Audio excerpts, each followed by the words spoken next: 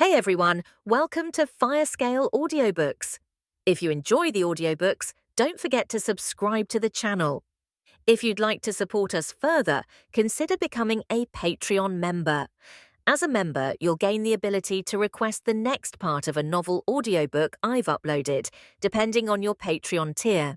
I was camouflaged as I looked up to the peak of the huge orange monolith that was Soliel's castle. I was planning on diving into this dungeon multiple times today, knowing that this orange hue will quickly change to blue and cause some unwanted attention to shift over here. But I wasn't worried too much currently. My strength could be considered great, and I didn't see another case like Anderson crazily appearing to bring me any issues. I stopped thinking so much and looked forward to seeing how long I would clear this dungeon that took an elite hunter squad of this city more than half a day to go through.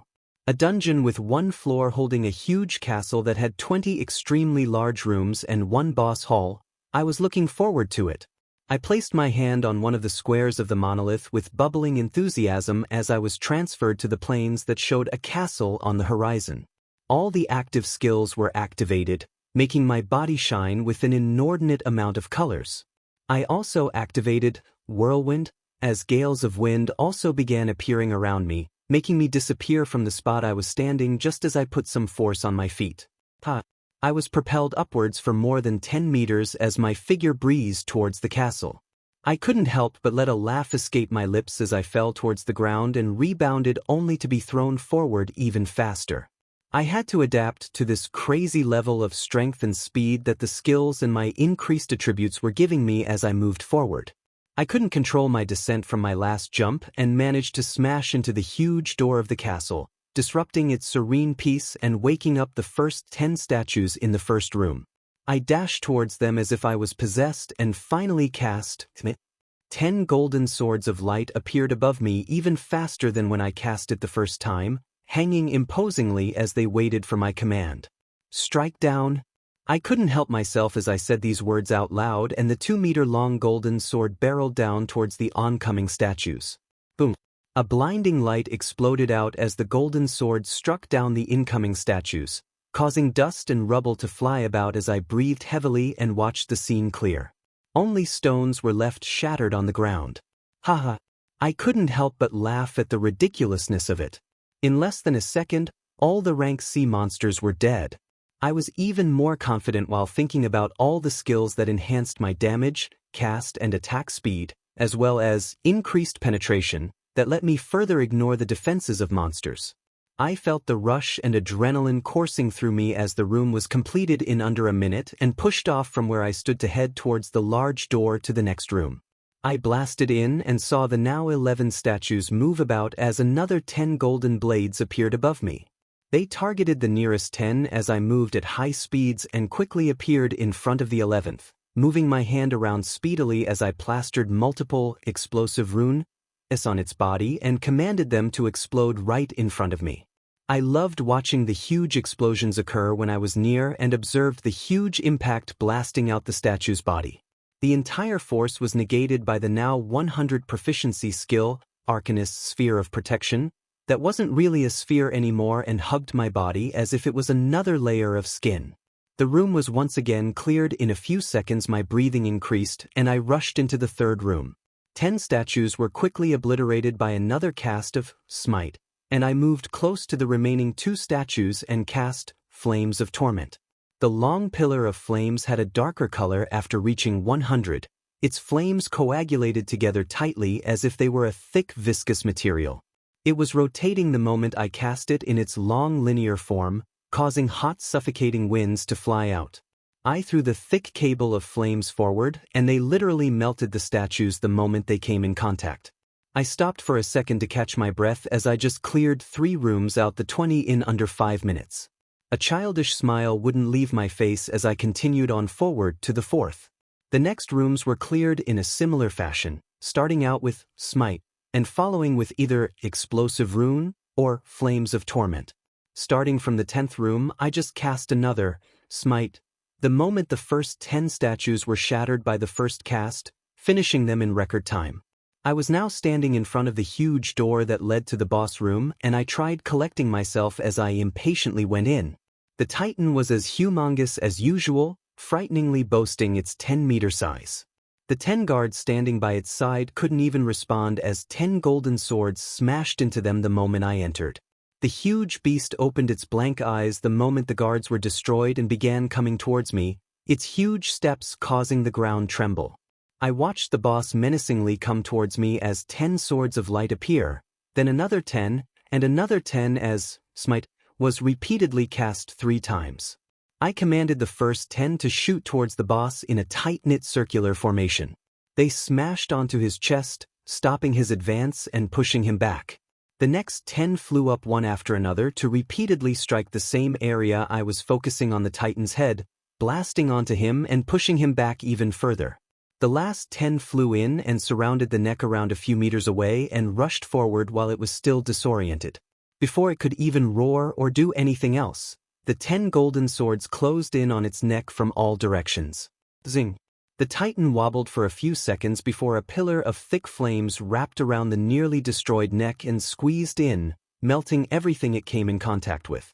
Another second passed before a loud crash was heard in the huge hall. The Titan's head now lay on the ground. Not even a minute had passed.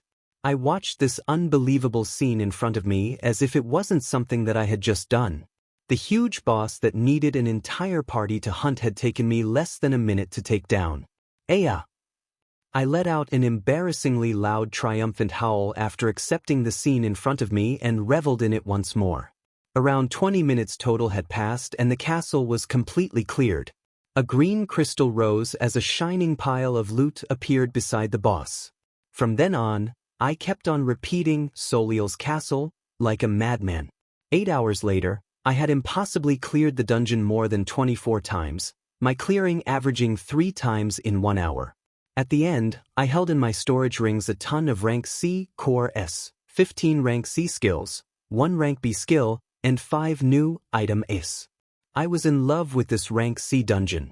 Only a single floor that held all the monsters in one place.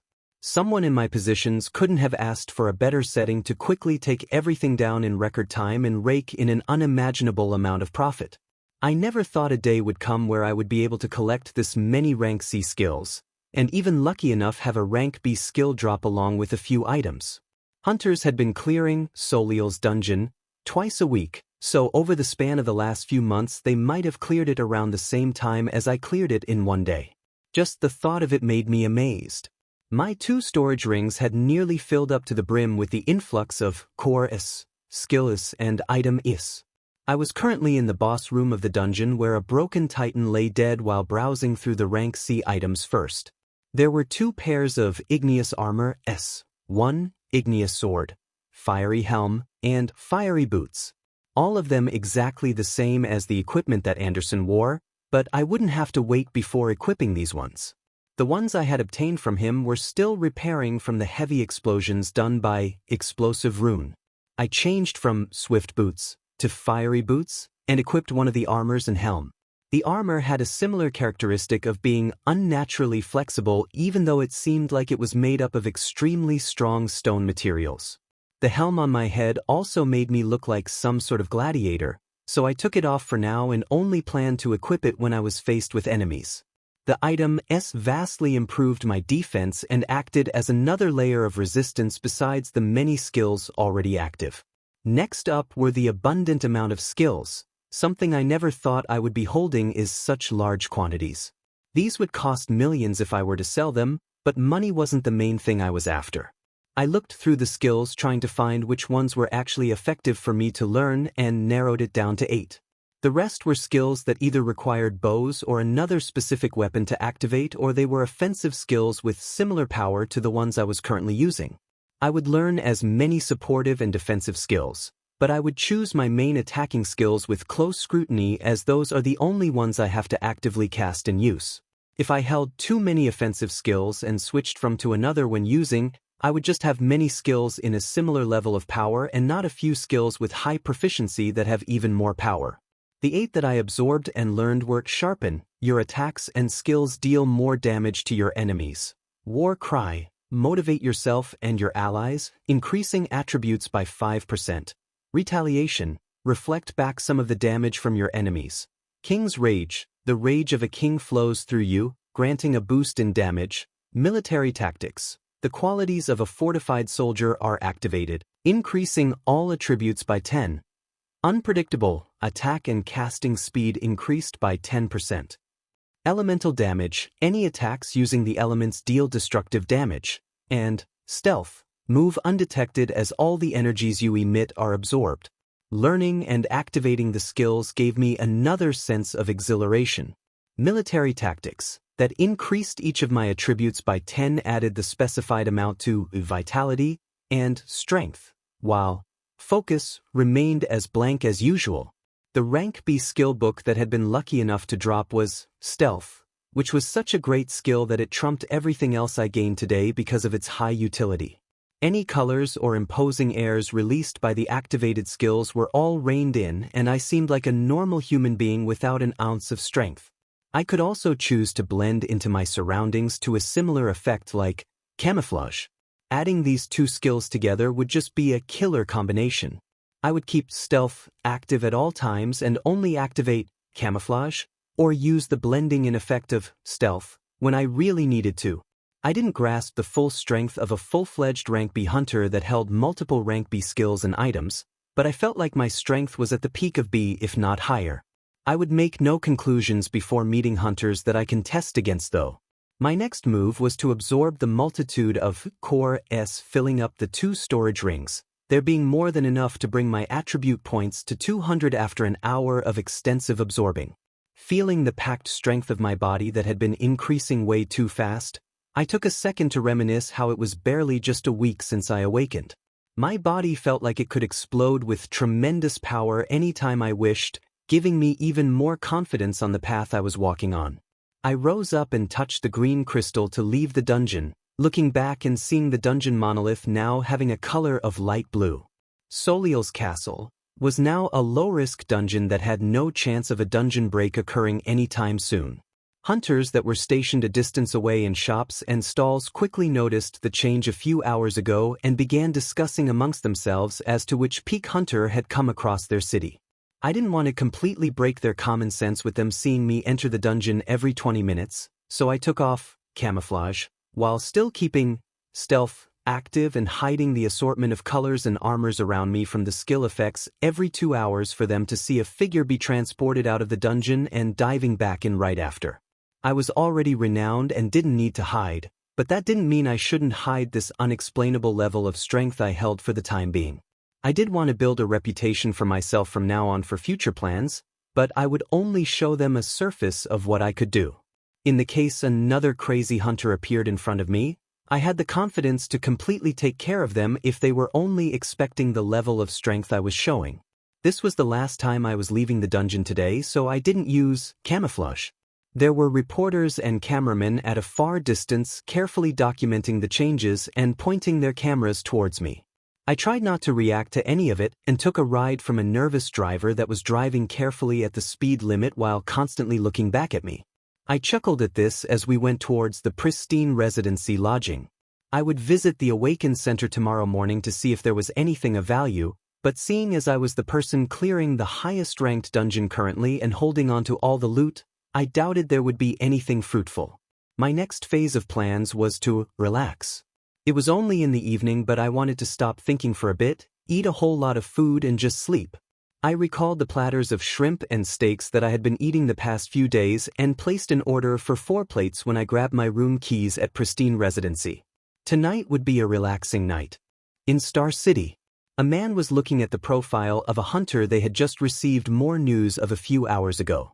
He was Vice Admiral Magner, a decorated officer that stood at the front lines when monsters were running rampant and killing people left and right. He had risen to this rank because of his continuing hard work and planning while fighting for his country. His country that he was trying to save once more. He just needed people to stop shoving their heads up their asses and listen.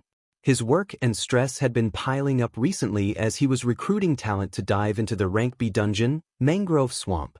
They needed more production of Core S, skills, and Item S more badly than most people thought. He thought back to the report that described the huge threat that was congregating in one location not far from the Empire and then focused once more on Hunter in front of him. No Osmont. active for around a week and already making waves. These were the types of people he needed. He quickly made a phone call to the contacts stationed in Outer Bank X and gave a message for them to deliver. Noah Osmont, occupation, hunter. Vitality, 200 plus 40. Focus. Strength, 200 plus 60. Skills, F. Fireball 100. F. Heal, 53. E. Arctic Armor, 100. D. Flames of Torment, 100. Deech Safeguards, 38. D. Danger Sense, 100. D. Rough Skin, 23. Deech Fleeting, 24. C. Arcanist Sphere of Protection, 100. Siege Camouflage, 83. C. Aura of Haste, 72. C. Explosive Rune, 81. C. Life Essence, 73. C. Increased Penetration, 58. Siege Regeneration, 21. Siege Whirlwind, 33. Siege Smite, 28. Siege Gracefulness, 21. Siege Precision, 21. Siege Adamance, 21. Siege Sharpened, 4. Asterisk. C. Warcry, 4. Asterisk. Siege Retaliation, 4. Asterisk. C. King's Rage, 4. Asterisk. C. Military Tactics, 4. Asterisk. C. Unpredictable, 4. Asterisk. C. Elemental Damage, 4. Asterisk. B. Giant Strength, 27. Beach Stealth, 3. Asterisk. Equipment Sadface 2x Searing of Storage. C. Fiery Boots. Asterisk. C. Igneous Armor. Asterisk. C. Fiery Helm. Asterisk. Asterisk equals new. The night passed by spectacularly as I binged on food and familiarized myself with my fast-expanding array of skills. There were many and I was increasing them at a very fast rate that doesn't seem like it would reduce anytime soon. I went over every single one of the support skills to try and gain a better understanding of just how much they were increasing my damage output with my skills. I would get the chance to possibly observe this change more noticeably today after I use my offensive skills for the first time after adding 8 more new support skills in a day. I left the pristine residency while activating the full extent of stealth, so that I could avoid any unwanted attention as I made my way towards the Awaken Center. I browsed over the skills once more and as expected, nothing of value was there. I held many rank C skills currently that would make a ton of money if sold, but I was planning on holding on to them for now until I began making my way over to some of the inner cities of the Empire where it was possible to buy rank B skills. The knowledge spread over on hunting platforms mentioned that their prices ranged upwards of 10 million because of their high demands and very little supply. They were my next goal, as I could only obtain a rank B skill book at a very low chance with the rank C dungeon I was currently clearing. Seeing nothing else catching my eye at the Awaken Center, I left for Thaliel's castle right away. When I arrived at the huge monolith though, there was someone obviously out of place standing near it. It was a curvaceous woman in a tight business suit checking her watch as she waited for something. No hunters were clustered around Thaliel's castle, as normal rank C hunting squads didn't dare dive into the dungeon, so the only person she could be waiting for here was me. I removed my stealth and appeared a few feet away, startling her from my sudden appearance.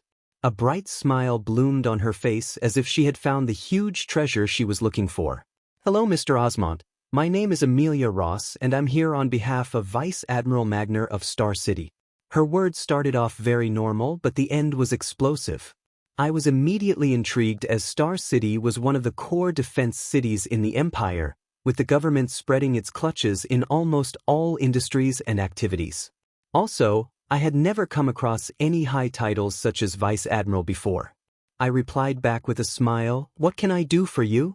She nodded with a relieved expression and continued, "I won't waste too much of your time, Sir Hunter, so I will give the message I was instructed to for you to read at your leisure." A thin folder with papers appeared on her hands and she handed it to me, finishing her last words as she left hurriedly.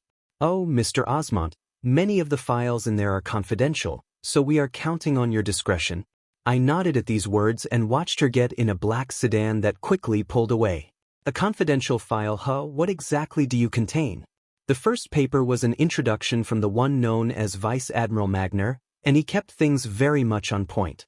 He was hiring rank B hunters or hire to work with the government to raid the rank B dungeon, Mangrove Swamp. Half the loot would go towards the government as they provided you with money or anything else you wished for that they could provide. If you were patriotic enough and enlisted in the Empire's army, you would be in the first row of hunters who can select skills and items useful to them in their vast armory while also receiving the full benefits of the military. There were very few papers in the file, and the last one was the even more eye-catching one, with the entire paper only holding 2 sentences that made me very concerned. This is highly confidential information that only the top hunters have available currently. Please exercise great control. Enemies are heading towards the blessed empire that could cause the deaths of billions if we continue to be complacent. Only 2 sentences, but they made me attach a much greater importance to this file. An enemy coming to attack the empire? My mind's gears were turning as I wrapped my head around this new information and what I should do next. Who could it be? Was it beasts, or was a war approaching? I was thinking for quite a while, but nothing came to mind. I had too little information currently and needed to learn much more. I made some quick calculations and change of plans and shot a text towards the people I had dived into, Soliel's castle, with 2 days ago. The original plan was to dive with them once more before I began looking at ways to make them stronger and then make my way towards the inner cities of the Empire, but that would have to be accelerated. When I finished that, I placed the file with very troubling information that also held a contact number I would be calling by the end of the day in one of my storage rings, and then went into the dungeon. The night passed by spectacularly as I binged on food and familiarized myself with my fast-expanding array of skills. There were many, and I was increasing them at a very fast rate that doesn't seem like it would reduce anytime soon.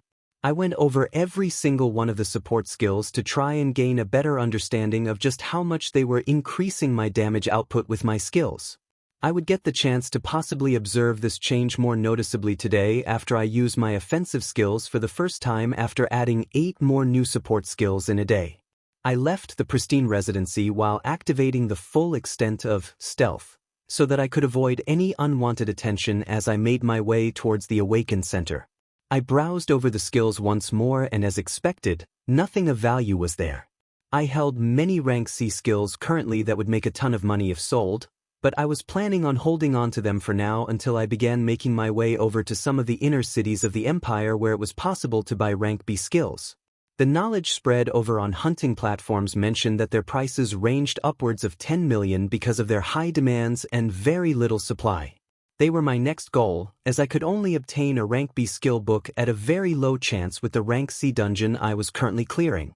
Seeing nothing else catching my eye at the Awaken Center, I left for Soliel's castle right away.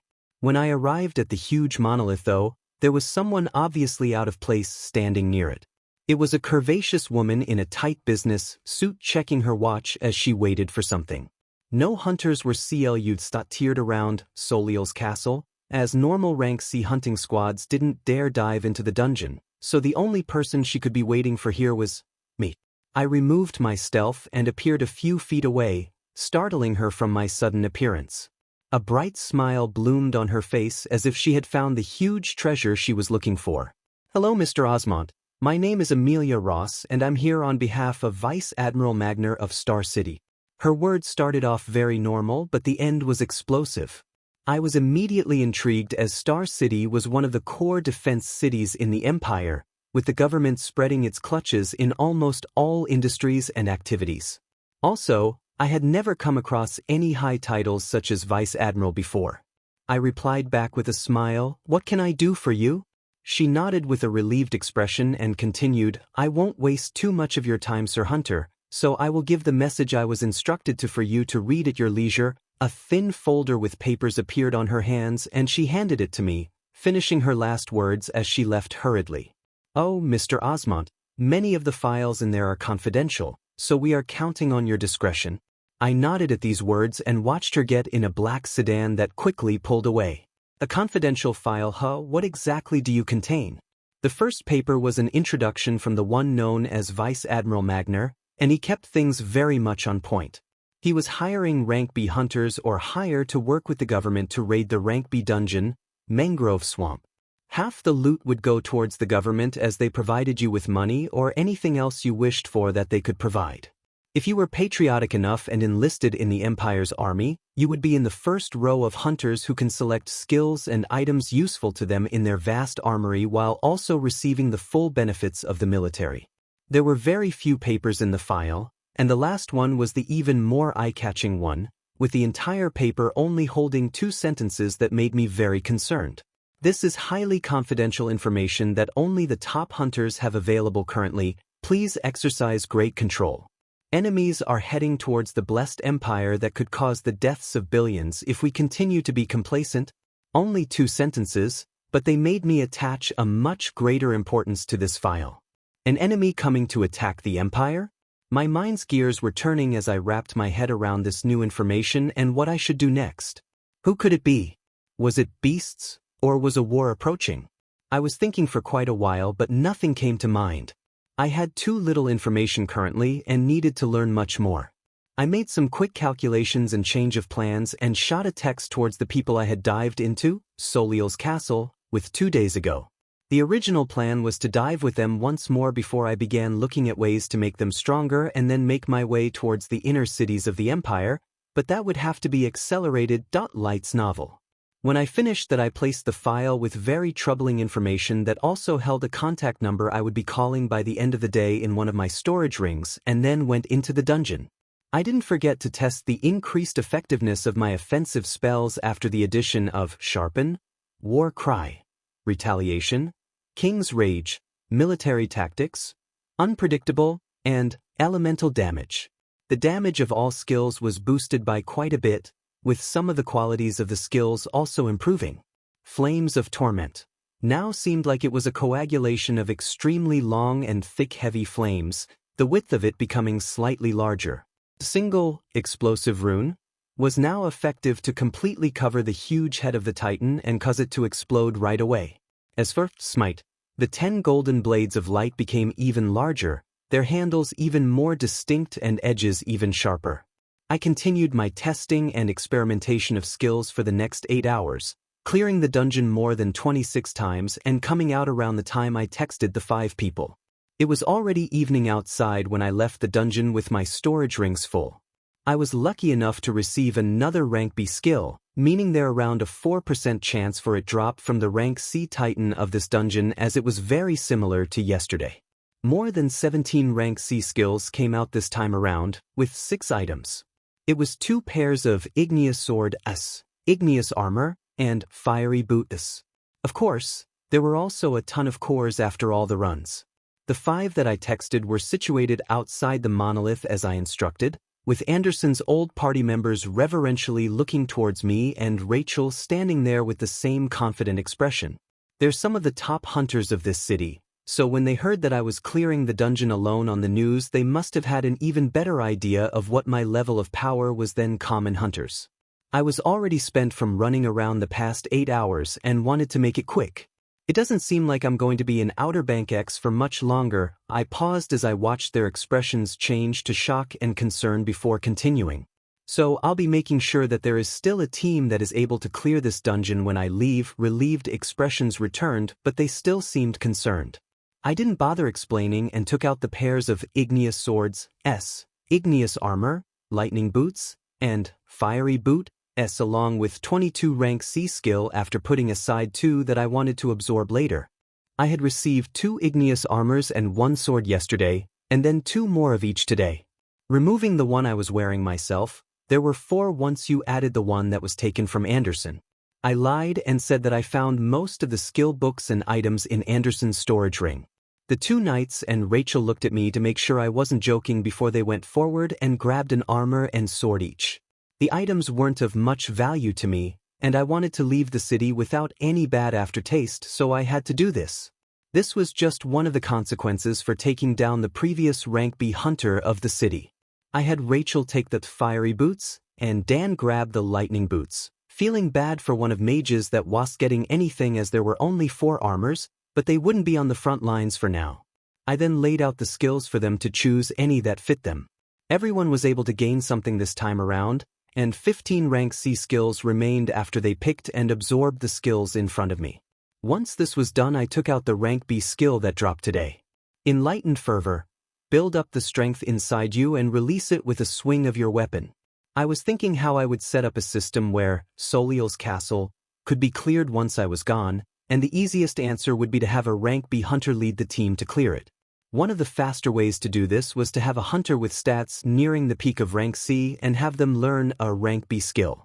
Lightsonville. I was struggling with myself this entire day while I was farming the dungeon on whether I would be able to let go of a rank B skill if it was something that fit well with my guidelines currently. Luckily or unluckily, it was a skill on the far spectrum of berserker skills that also required a weapon, so it made the decision much easier. I also understood that it would become even easier for me to gain rank B skills, whether that was by staying here and diving into Soliel's castle daily to get one a day or move towards an area that had a rank B dungeon for me to gain them even faster. So today, I'll be making someone a rank B hunter and have them dive into the dungeon. Of course, the person I was choosing to be the next rank B hunter in Outer Bank X was Rachel, the only person that ever showed a backbone among the hunters I met. She also unflinchingly questioned when she saw something wrong happening, and this was a type of naivety I could trust. She was shocked to receive the skill book and even more shocked when I told her that we'd be entering the dungeon as soon as they finished absorbing some rank C cores. I had so many of these piled up in the last 2 days that a few tens of millions could be made if I chose to sell them, and they should be more than enough to raise the attributes of these hunters to the peak of rank C. I took a few of the piles of core S out of my storage and had the hunters absorb them. They jumped at them after I gave the go-ahead and soon brought their attributes to 200. I watched the sun go lower and lower while waiting for them to finish. When they were done, I let them know that we would be diving into the dungeon right now for me to just confirm Rachel's capabilities against the boss of the dungeon. They could easily take care of the statues appearing in the rooms of the castle with the equipment and new skills they just obtained. Only the boss remained a mystery. The entire group was soon transferred into the familiar landscape that I had appeared in multiple times today. I led the way into the castle and told them all to conserve their energy for the boss fight and let me do all the work on the preliminary monsters. After the 10th room, I could already tune out the sounds of amazement as these hunters watched me take down monsters that they would spend a few minutes on in a matter of seconds. I briefly stopped here for 20 minutes with the excuse of recovering my energy as I didn't want to surprise them too much. I kept using Smite all the way through because of its multiple enemy targeting attribute that took care of the increasing number of statues quickly. I wasn't worried about them seeing me cast the rank C skill repeatedly, as higher-ranking hunters had enough reserves of energy to cast lower-ranking skills multiple times, and at most they would attribute it to some sort of inherent skill that increases my focus. Before we opened the door into the hall where the boss lay, I wasted another 20 minutes with the excuse of recovering my energy just in case something went wrong, and then we entered the boss room. Rachel and the rest of them had been talking up strategies on the way here as they had nothing better to do, and already had a plan that used their new skills the best. The recently buffed-up knights went forward with their huge shield as they blocked the 10 guards that the 2 mages then sniped with colorful lightning. Rachel went forward and stood against the boss, activating Enlightened Fervor, and releasing powerful blasts with every swing of her sword that kept the boss at bay. She was soon reinforced by the hunters that had taken down the guards, as the knights focused on blocking the boss while Rachel and the 2 mages continued to damage it. It very quickly roared and boulders began falling from the ceiling, and the mages were quickly covered by the knights while Rachel actually weaved through the falling stones and built up her power using Enlightened Fervor, releasing a strike that blasted the already damaged head of the Titan away.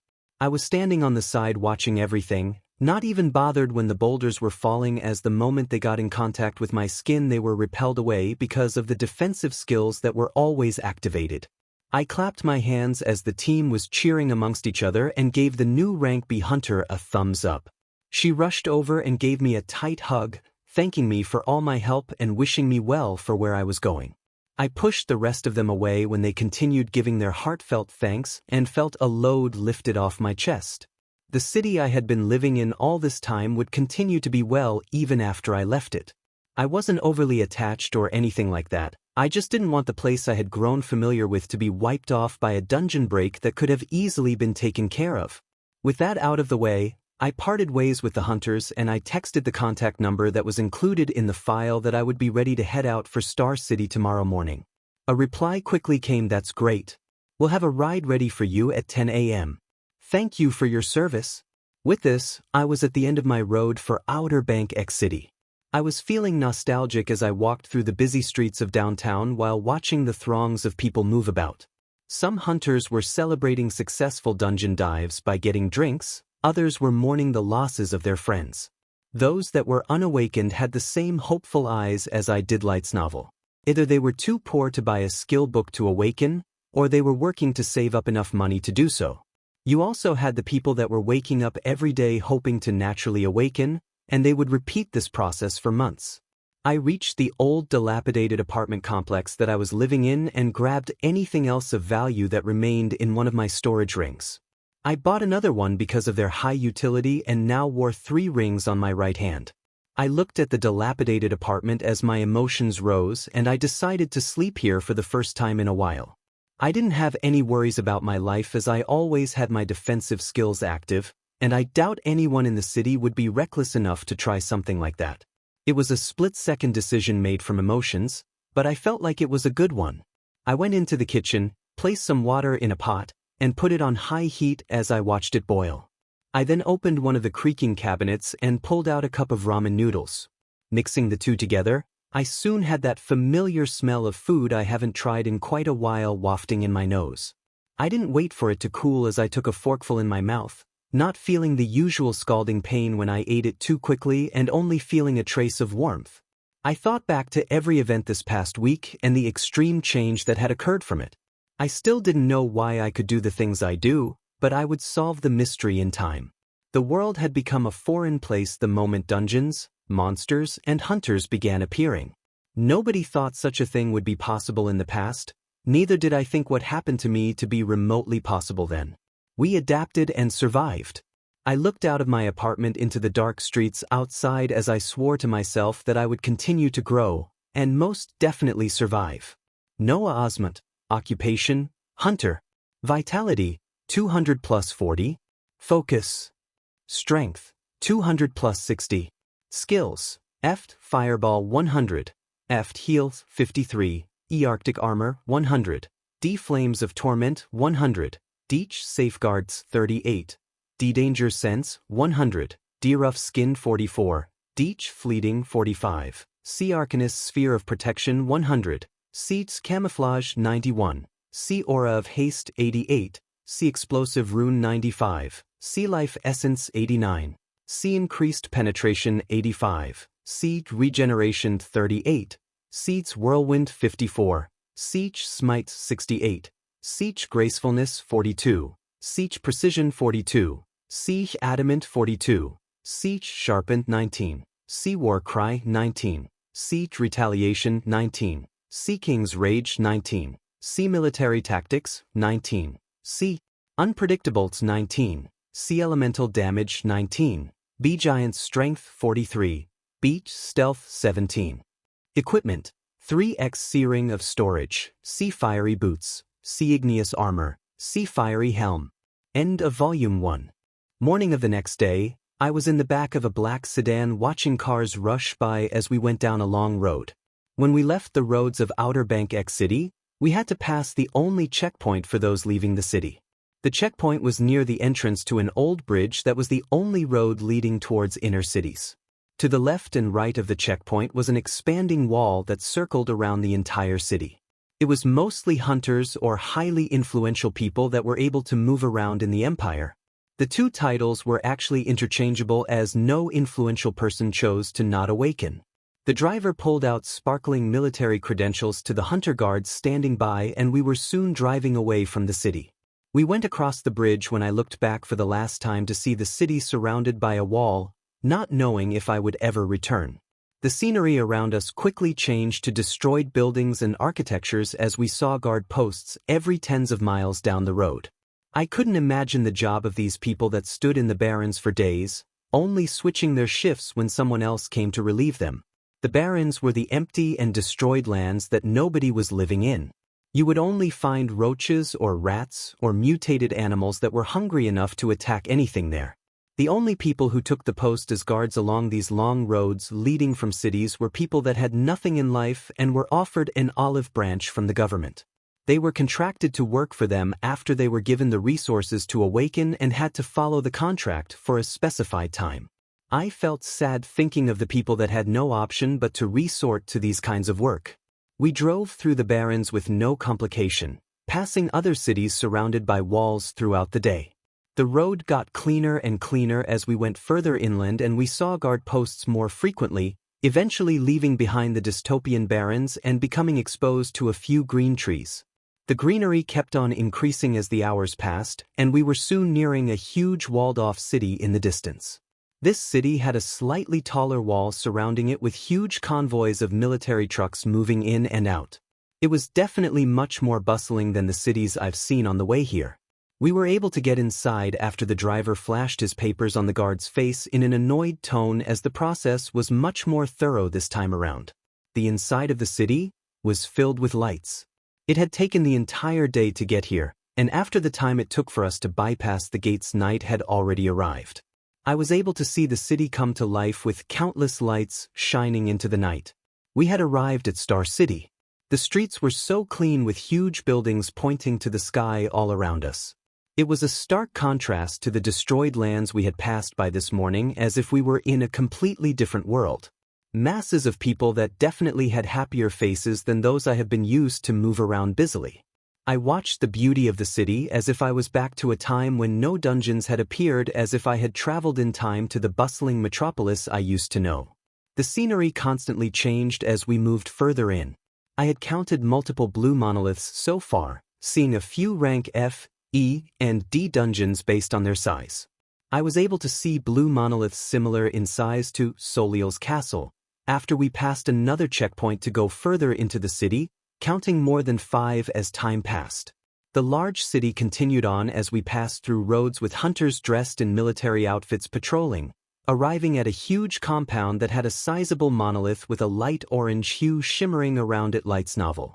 This monolith was almost twice as big as a rank C monolith, its pressure coming down on me and taking my breath away. I got out of the car and breathed in the air of the city, feeling it to be much fresher than what I've been used to. The driver led the way as we entered the huge compound that was teeming with movement with a scan of his ID. The military compound had a variety of eye-catching buildings all around, with a ton of armored vehicles going in or out. We arrived at the tallest building and went inside. I found myself waiting for a few minutes while seated onto a very comfortable sofa before an imposing man came out. He had a long scar on his jawline with his tanned face glistening in the bright room. A powerful voice broke out from his smiling face, "Mr. Osmont, I was very glad you could make it."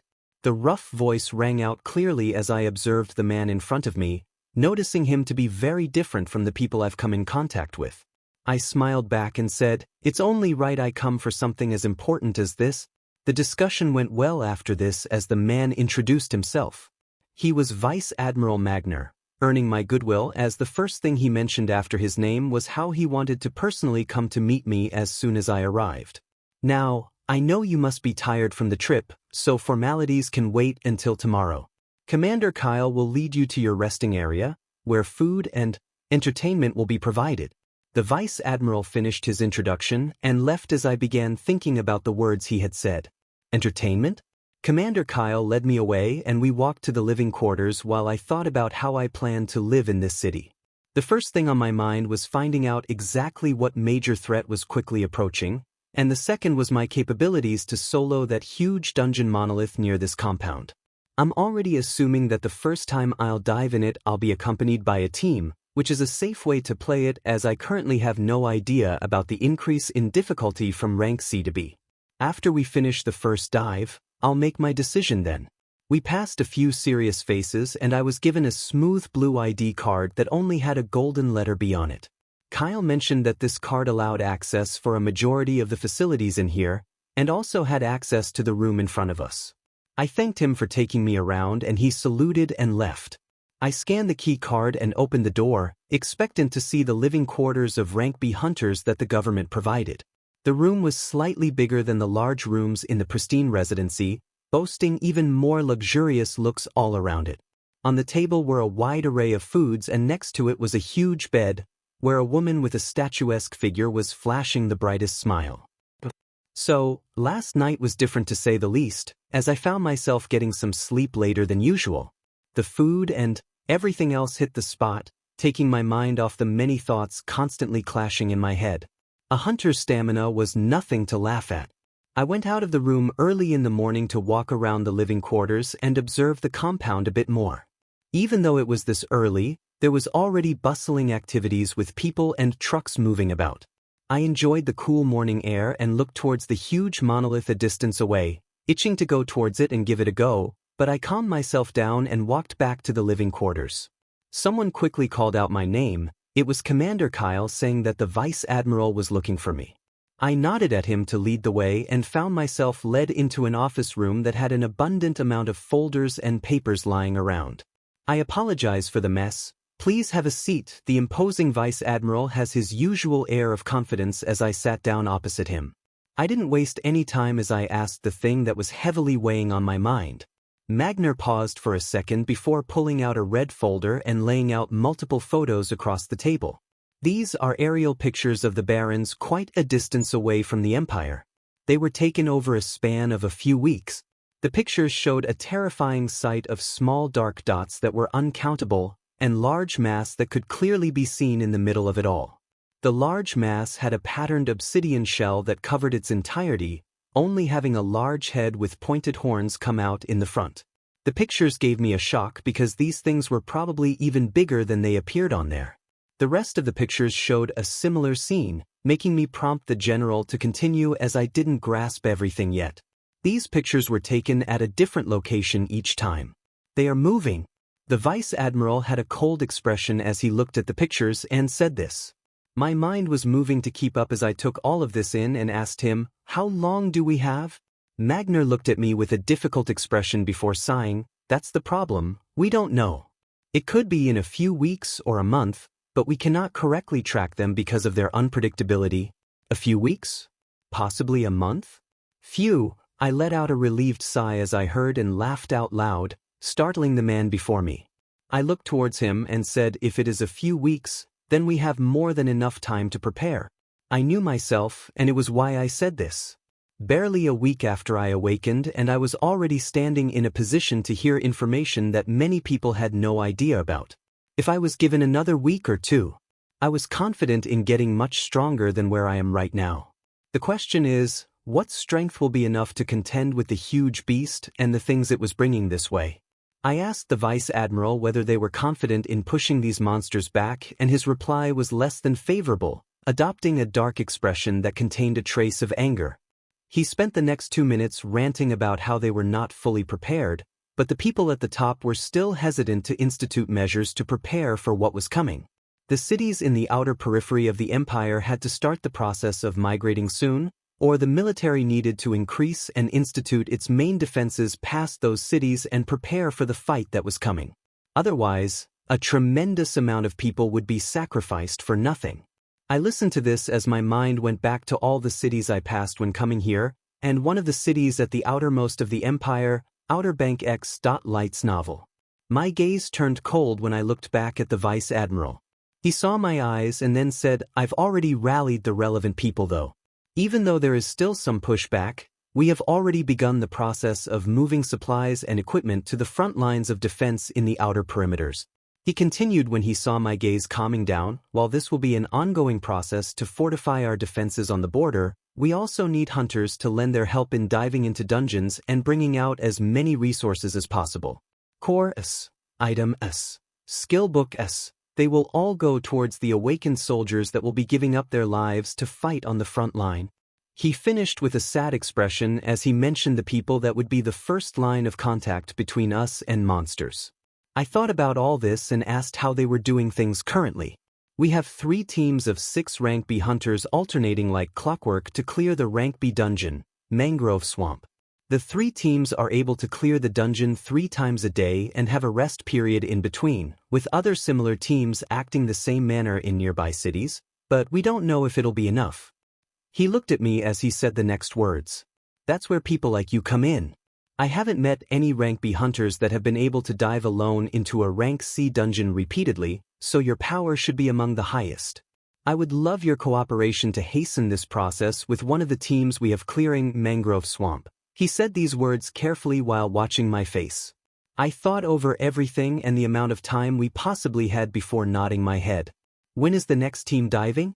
A relieved expression appeared on his face as he told me the next team was going in within an hour. We then discussed how the resources were split up between the hunter teams diving in mangrove swamp. The military would pay handsomely for all the core S, item S and skill S they received while providing for all their needs. If you became a hunter enlisted in the military, you would be given a rank with even more benefits. I thought about everything and decided to go with the plan of seeing the mangrove swamp while diving with a team. I would decide how to move forward from there. The talk with the Vice Admiral finished on a happy note, with him leading me to personally meet the Rank B hunting squad I would be joining today. Half the group had already gotten together and I got the chance to meet the first genuine Rank B hunters. Their mannerisms were a notch above other hunters and their bodies seemed packed with power that could explode at any moment. These were Rank B hunters that could bring their attributes all the way to 250. When paired up with corresponding skills, it was a deadly force to behold. The first three that I met were two berserkers, one holding a broadsword that was just as tall as him and the other holding long blades on either side of him. The third one was a short woman that was about 4 feet 1 inch in height, and she was surprisingly the knight of the team. The power emanating from her in no way matched her stature, as a huge tower shield larger than her was strapped to her back. I got acquainted with the three while the rest of the team came in. They were all relatively polite with a mild interest in their eyes when we were talking, with the only one different being the short woman who went by the name Lana Stone. She was staring at me with eyes that blazed with fire as she showed much more interest than the others. The remaining team members were two mages, a man and a woman dressed in long purple robes with long staffs sparkling with ice elements. The last one was another knight, this one with a round golden shield covering half of his body and a flail on his other hand. More introductions followed and the 6 usual Rank B hunters that were about to dive into the mangrove swamp were joined by me. I didn't like the mangrove swamp the instant we were transferred in. We appeared in the middle of muddy ground where I could feel my feet sink in a couple of inches. All around us were huge mangrove trees that shot to the sky. The smell was horrendous. From the information the hunters gave me before we came, this land where we were transferred to was the innermost small patch of land surrounded by a muddy swamp. Our enemies would be coming all around us from the innermost ring of the swamp. The swamp was special as it had multiple rings. The first wave of enemies we would be facing would all be from the first ring, and the moment all those enemies were killed, a barrier between the innermost ring and the second wider ring would dissipate. The moment that barrier dissipated, all the monsters from the second ring would rush towards you. There were 5 rings in the entire swamp, with the 5th ring releasing the boss. This really was a killer dungeon. I didn't like the sticky and hard-to-move-in environment, but my mind couldn't help but think of the possibilities of this dungeon with my abilities. To prevent the complete wipeout of the hunting squads, the hunters designated one of the monsters they faced with the title of Princess. They could kill all other monsters besides this princess. She had to be protected at all cost. Otherwise, the moment she dies, the second barrier will break and more enemies will rush in before they could catch their breath. I understood their entire system and soon began to feel the earth trembling beneath my feet. Humongous monsters were coming. The first one entering my eyes was a 4-meter large alligator, its huge jaws wide open as it lunged at our group.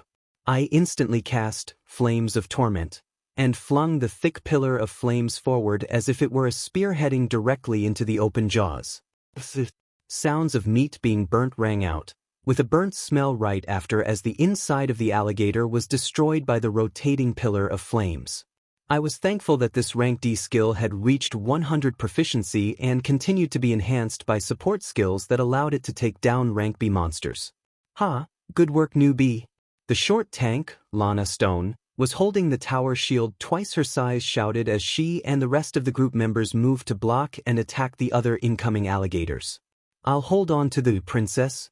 The other tank with a flail and golden shield said as his body glowed blue and withstood the charges of other alligators.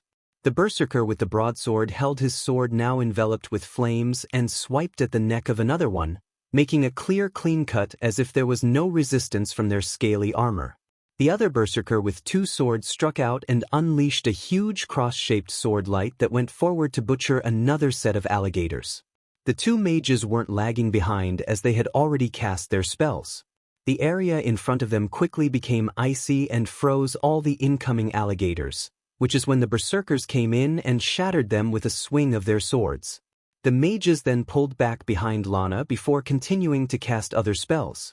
I liked their teamwork and began moving seriously myself.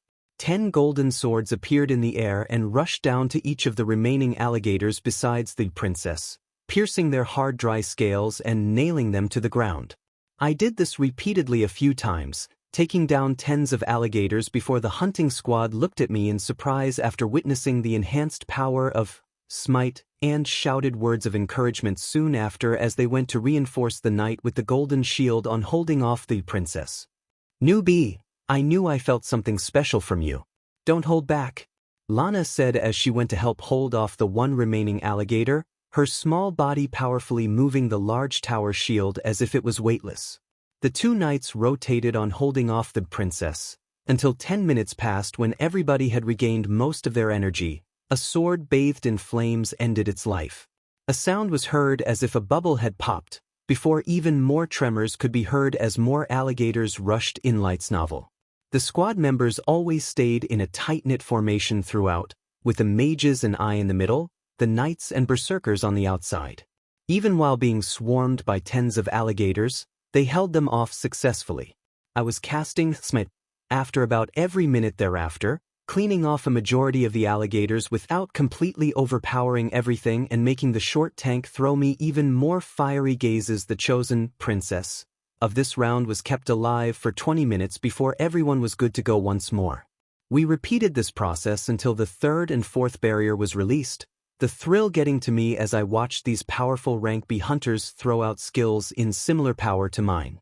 The release of the 4th barrier was only done after a princess had been held down for half an hour, the hunter squad regaining their strength at their peak before all of their gazes focused on the male mage. They seemed to come to an understanding as they nodded their heads and told me to not go away from them under any circumstances while we began clearing this next wave. I nodded curiously as I waited to see what surprise they were going to pull off as I watched more than 100 huge alligators desperately clawing their way towards us. The mage held his staff forward as he was protected in a circle and aimed it toward the incoming monsters. 30 seconds passed with nothing happening, and then the heat began to rapidly rise all around us. I was shocked as I looked up and saw balls of thick magma raining from the sky and barreling down to the large groups of alligators making their way here. Boom! Sounds like bombs were constantly going off could be heard whenever the large balls of magma fell down and burned everything around it, turning any that were near into mincemeat. More than half of the alligators were wiped out with this one attack. My eyes shined as I looked at the heavily panting mage that had fallen to the ground. That type of skill, I wanted one. My heart was pounding as I replayed the scene of the raining magma balls from before. This skill, I really did want one badly. If I could grab a skill like this, with my abilities, I was imagining how I could easily clear out large groups of monsters in seconds. I was daydreaming too much as someone had to scream to get my attention back to the monsters. "Come on, newbie, don't lay there gaping and let's take care of the remaining beasts." The miniature tank was laughing crazily as she went forward to block the remaining wave that had reached us. I clicked my tongue while bringing back my focus and cast Smite once more. I shaved off a majority of the remaining crocodiles by casting the 10 golden blades every 30 seconds. With the 2 berserkers butchering with their swords, only a prince soon remained.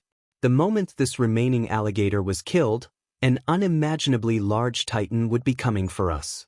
I was curious to see how they usually handled this boss if their mage chose to cast such a powerful skill just before to avoid being surrounded by hundreds of alligators. Which hunter would come out with another surprise now? I was expectantly waiting for another surprise from these genuine rank B hunters. One showed an extremely powerful skill that took out tens of rank B monsters in a blink, although it seemed to be at the cost of her entire mana reserves.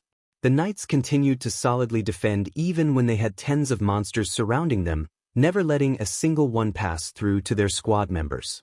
I wouldn't be waiting long to see the boss as half an hour quickly passed and the last princess was killed. I waited to hear the furious tremors of a huge titan rushing through the swamp, but instead just felt the entire swamp shake once with everything going silent after. It then shook once more a few seconds after. These were just its steps? I was shocked while feeling the tremors that traveled through the murky waters. The titan was slowly making its way towards us in unhurried steps. This was something that would instill fear into the hearts of hunters, but looking at these veterans that had dived into this dungeon multiple times before, they had determined expressions while waiting for the boss. The berserker holding the huge broadsword spoke to me. Continue casting your golden blades to disrupt its attention when the fight starts. If you can aim them at its eyes, it'll reduce its combat power even if it can still sense us.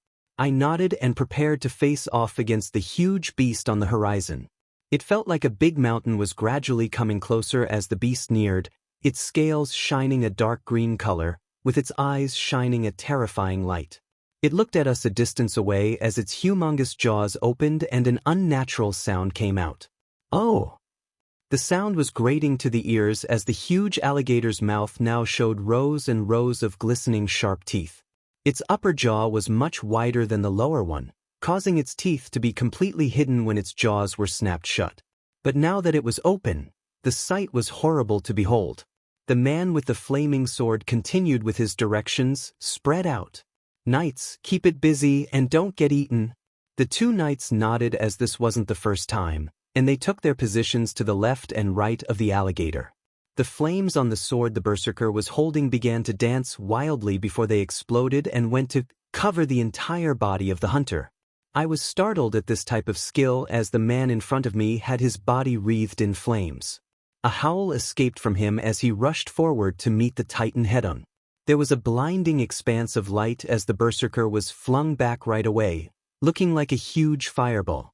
10 golden blades had quickly appeared and half of them went towards each eye in a straight line. A pained sound rang out as the eyes of the humongous alligator were ruptured with pus leaking out.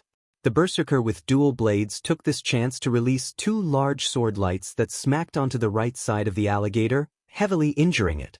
It didn't sit still as it turned to the side, and the next thing we knew, a scaly tail twice our size was shining in green light as it whizzed its way towards us. The two knights shouted as their bodies glowed and transparent shields of light appeared in front both of them when the tail struck. Boom! The land shook from the impact, but knights stood their ground and the strike was stopped. Continuing with the momentum, a flaming berserker rushed in once more, spinning in the air as he constantly released fire blades that struck down on the head of the alligator. They cast smite once again and had the 10 blades aim towards its open jaws when it was howling in pain, rupturing the softer skin inside. The remaining mage that was silent all this time finally acted. Her glimmering staff pointed forward as an icicle the size of a car came down and pierced the already mangled head of the titan, cutting short its screams as blood and brain matter splattered all around.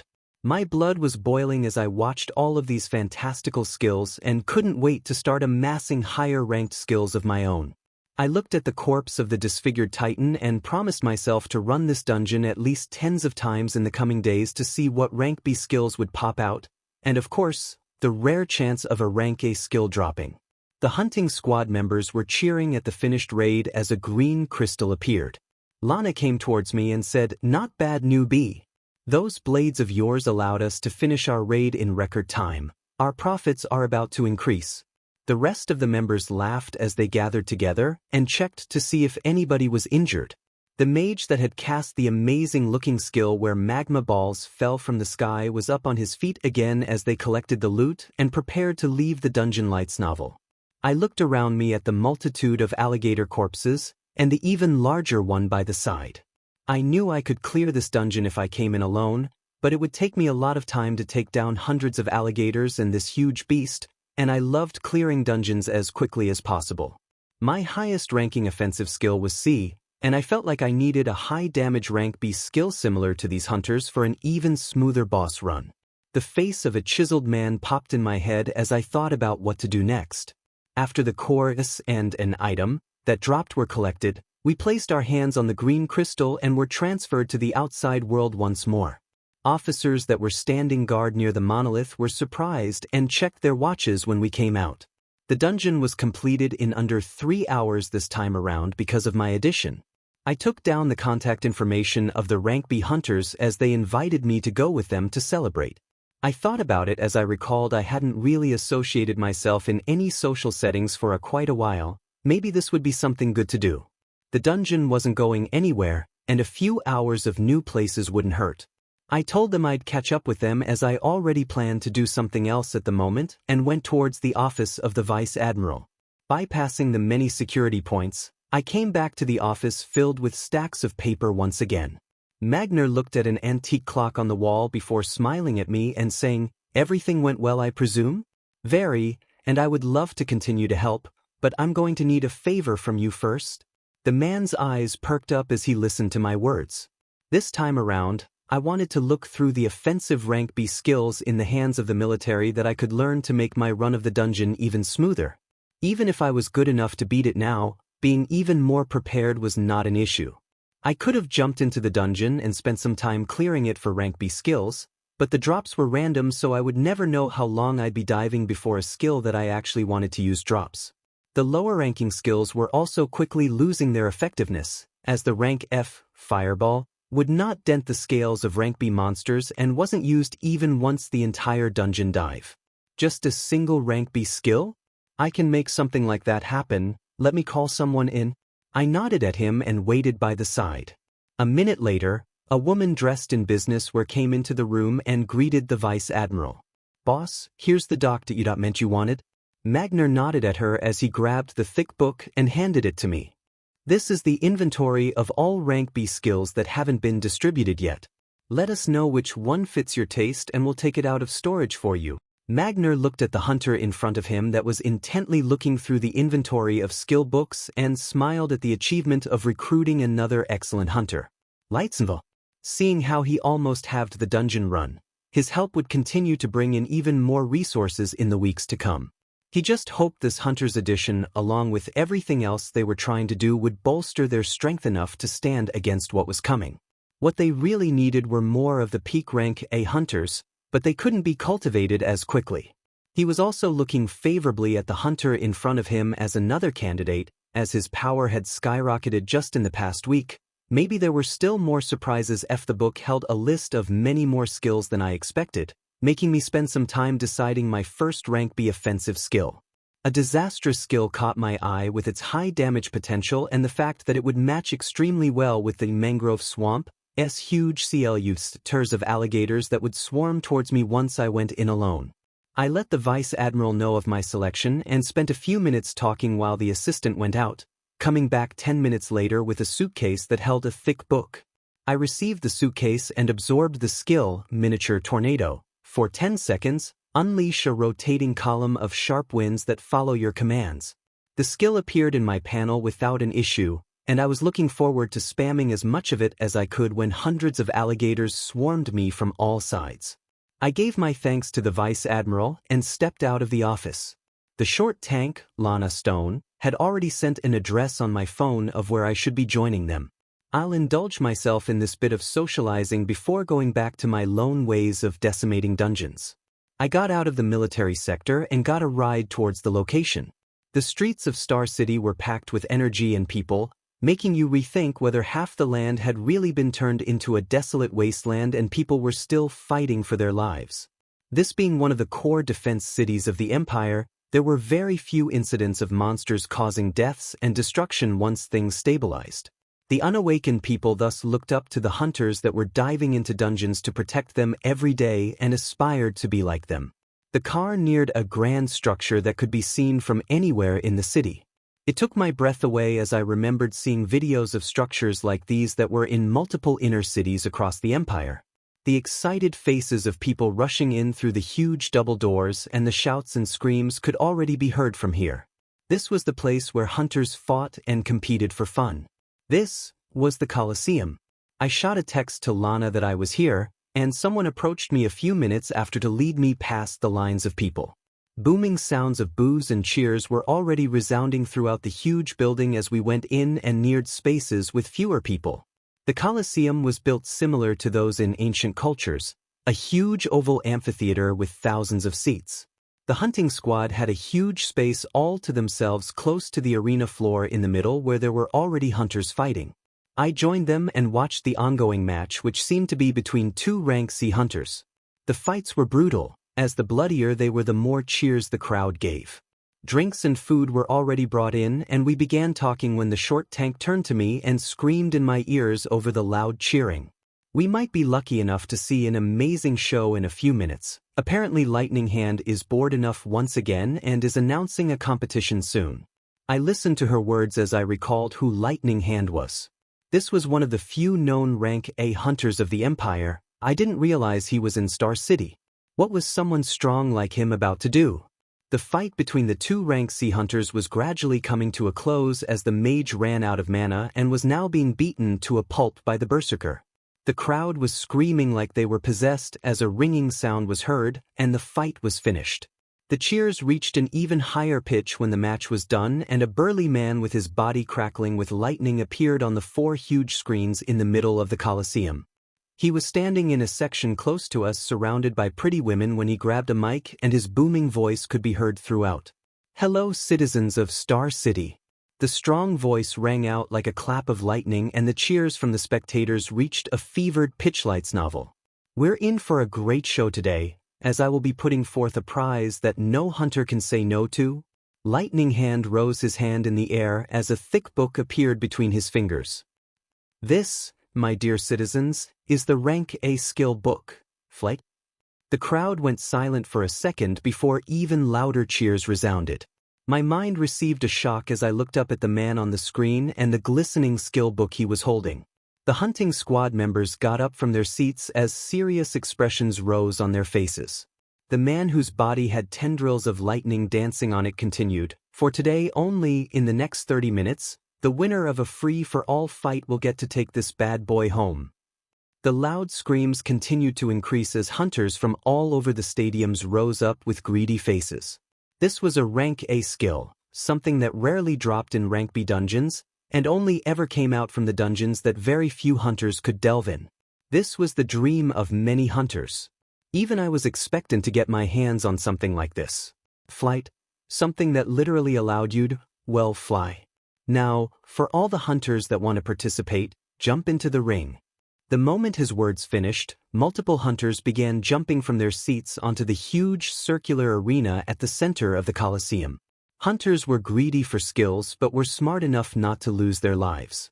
Most of the ones that jumped in were Rank C hunters and a few Rank BS. The members of the hunting squad looked at each other before the short tank said, "Let's put our restrictions aside and see which person is lucky enough to get this pie falling from the sky." The rest of them nodded at this and also jumped down to join the hunters on the ground. I looked at the outpouring of hunters that were filling the arena and rose up myself. It was already half filled with dense numbers of hunters that were putting their lives on the line. I looked at this and jumped down myself with a sigh. I really couldn't sit out on something like this. Rank A skills were so rare that getting another skill like this would be near impossible unless you farmed the high-ranking dungeon tens or hundreds of times. Even now I was questioning why this Rank A hunter was giving it away on a whim. He continued talking as the hunters continued to fill into the arena. "The rules for the free-for-all are simple. The last man standing was..." The crowd had gone crazy as the build-up to the fight continued, with people standing up hysterically shouting as if they were the ones getting the prize. A few minutes passed by with no other hunters jumping into the ring. Lightning Hand looked around the densely packed arena and raised his arm. Quietness ensued in the huge Colosseum before he brought it down and shouted as the arena was filled with screams as soon as the fight started, with explosions of skills bouncing from all around. The Rank C hunters were taking each other out without a question, their eyes filled with greed. The lower-ranked hunters here were those whose greed had surpassed their common sense. As the sane ones stayed on their seats to keep on watching the moment, they realized the people competing for this would mostly be Rank B. I watched the scene of chaos unfolding in front of me as I smiled and activated both stealth and camouflage. I disappeared from the sights of all the hunters and watched the scene while fully protected with multiple defensive skills that brushed off any spell that accidentally came my way. The audience was screaming in a frenzy as they watched the bloody fight below. calling for more blood anytime someone fell. Rank B hunters gradually began to move in full force, devastating skills beginning to fly out. The squad I had dived into mangrove swamp with were all far apart fighting their own battles, but one of the mages was already knocked out cold. At the center of attention was a hunter holding 2 round shields with his body bathed in golden light. This knight pushed back all attacks and hunters that neared him with explosive blasts of white light the moment they neared. Multiple hunters were falling just from him alone. Opposite on the other side was a woman holding a bow that was shooting flaming arrows and heavily wounding the hunters that were struck. I watched all of this while evading any hunters rushing about and absorbing the stray attacks without the notice from any hunters. The bloody fight continued until most of the rank C hunters were knocked out, leaving 9 rank B hunters on the floor of the arena intently staring at each other. One of them couldn't hold on any longer and let out a battle cry while rushing to another hunter nearest to him. Another brawl ensued, with the hunter holding the 2 round shields continuing to push away any skills and attack with explosive blasts of white light. From the hunting squad I knew, only the berserker with the flaming sword continued, his entire body wreathed in flames once more as he took on 2 other hunters by himself. The rest of the team members were knocked out cold or sitting out injured. I found a relatively far place in the arena away from the fight that had a ton of rank C hunters either knocked out or struggling painfully and sat down while continuing to observe the fight. My aim was to do very little work and defeat the last hunter standing that should be exhausted to obtain this rank A skill easily. The hard fight continued as it came down to 2 hunters facing off in the arena, the hunter bathed in a golden light that was holding 2 shields and the hunter with a bow that shot scalding hot flames. Their standoff was building up the anticipation among the audience as the cheers continued. I was looking forward to doing very little work and win when I felt the air change. Instead of heading towards each other, 2 hunters turned towards my location at the same time. Bullshit. I stood up and got ready for the fight early as it seemed the hunters saw through my stealth and camouflage. Did they have a skill that helped in detection or something else? Oh well, it doesn't matter anyway. A bright smile bloomed on my face as I watched the woman draw her bow and shoot multiple flaming arrows towards me, and the shining knight rushed forward. I would at least get a chance to test the destructive force of the newly gained skill against 2 rank B hunters that seemed to be standing at the peak of this rank. Miniature Tornado was cast for the first time. A swirling mass of sharp winds appeared in front of me that dispersed the flame arrows that were rushing towards me and pushed back the glowing knight. I felt the winds move my dark hair around as I commanded the skill to go towards the nearest Hunter Lights novel. The body of the glowing knight expanded?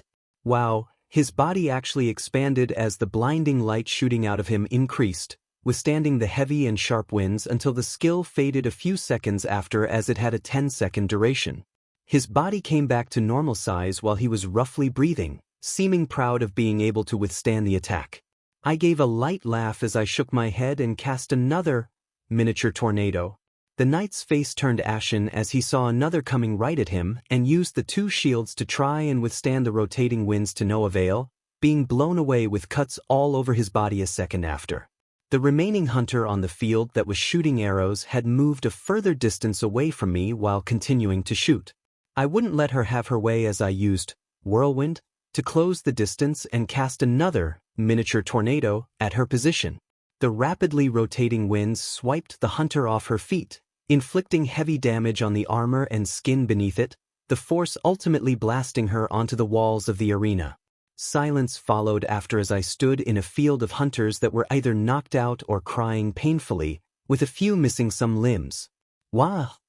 The crowd's cries reached another decibel higher as they saw the end of the fight, and the booming voice of the rank A. The man repeated the same words 3 times before he leaped up from the area he was in and fell down towards the arena like a strike of lightning. He looked me up and down and laughed once more before pulling out a glistening book from his storage ring. Calm yet careful, smart and also powerful. This skill book isn't wasted on you. It was supposed to go to the rank B hunter with the highest achievements in the city, but I'm impulsive and I believe in opportunity and luck. This is your fortune. The skill book was carried by a thin layer of sparkling electricity and drifted towards me. I was marveling at the skills of a rank A hunter while looking at this monster of a man in front of me. His body seemed like a volcano ready to erupt and smash anything standing on its way. I knew I wasn't ready to face someone like this yet. My attributes had only just broke through to rank B because of some support skills, and I needed to put in a lot more work if I wanted to catch up to people at this stage before everything crumbled. Thank you for the opportunity. I grabbed the skill book, absorbing it right then and there without wasting a single second as I thanked the man surrounded by Lee. Use it wisely and try to reach for higher places. He nodded as his body lifted off the ground effortlessly, leaving behind a few words before shooting up to skies and being gone in a flash of light. I could barely follow the speed of that lightning as it went away, making me even more excited to go back to my lone ways of dungeon diving and quickly gain that level of strength. Lightning hunter could be heard. Ha, good. I watched the flash of lightning disappear on the horizon and went around the arena to look for the hunting squad members. Some were knocked out cold, but they all had only minor injuries. With the strength of a rank B hunter, wounds like that would heal after a long night's sleep or a few healing spells. The crowd was calming down as the defeated hunters got up and left the arena. I said my goodbyes to the hunters that were already up and moving and left all my attention on getting stronger by farming dungeons until the strength of rank A wasn't far away from me. I passed by the overcrowded exit with people rushing about and walked out of the Colosseum, making my way back to the military complex. After passing through all the checkpoints, I didn't go back to the living quarters and went straight toward the mangrove swamp. Strength was respected in this city. I didn't plan on hiding in the shadows for too long. I'll show them a glimpse of what I can do while still hiding a major part of my strength to account for any unknowns. Because of the incoming threats of beasts though, there would be no use hiding my strength as it would gradually be shown in time. I thought about turning on stealth and disappearing from everyone's eyes when I first entered the dungeon alone, but decided otherwise. Unless a peak rank B hunters similar to the ones I found in the Colosseum coincidentally happened to pass by when I activated the skill, I should be able to control the information of how frequently I enter this dungeon by choosing when to turn stealth on and off to be purposefully seen.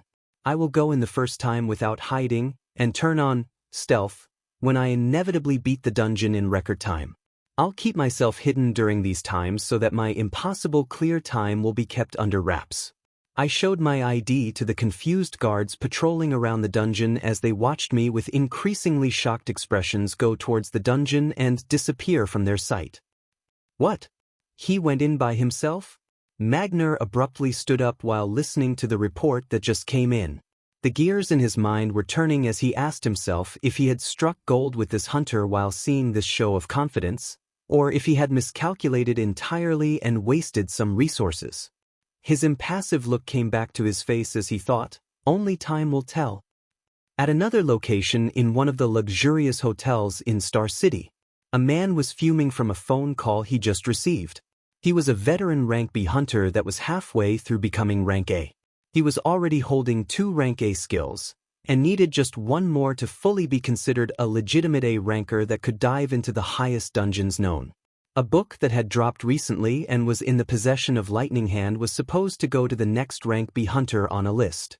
His name was at the top of that list. Yet Lightning Hand had played around with the book and gifted it to some random rank B by making up a competition in the middle of the day. He couldn't even look at the direction of the rank A hunter that recklessly gave the skill away, but he could definitely go after that rank B hunter who received it. He thought of this as he pulled out his phone to dial another number. In the unfortunate event that the hunter dies, he will still get his hands on that rank A skill. I appeared on that same patch of land surrounded by murky green waters all around me. The rushing of alligators could already be felt the moment I entered. This time around, there would not be any games of keeping one alive to rest or relax. I let out a cheeky smile as I prepared to get started. This will be a constant and relentless fight all the way through without a second wasted. The first order of business was checking out Flight Light's novel.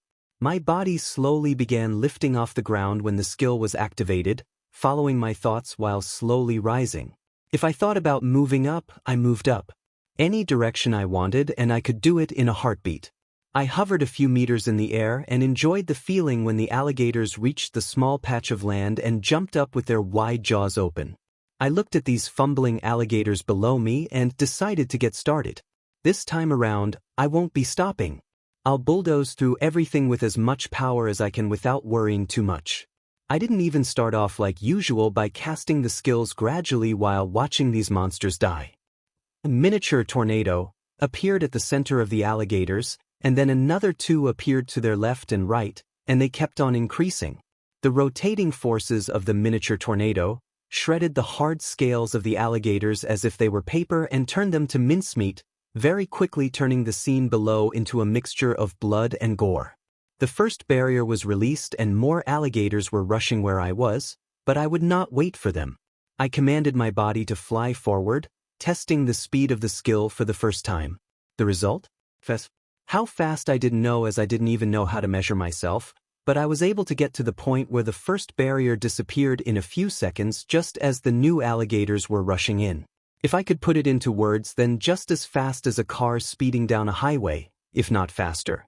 Miniature tornado was cast once again as multiple swirling vortexes appeared and shredded everything on sight.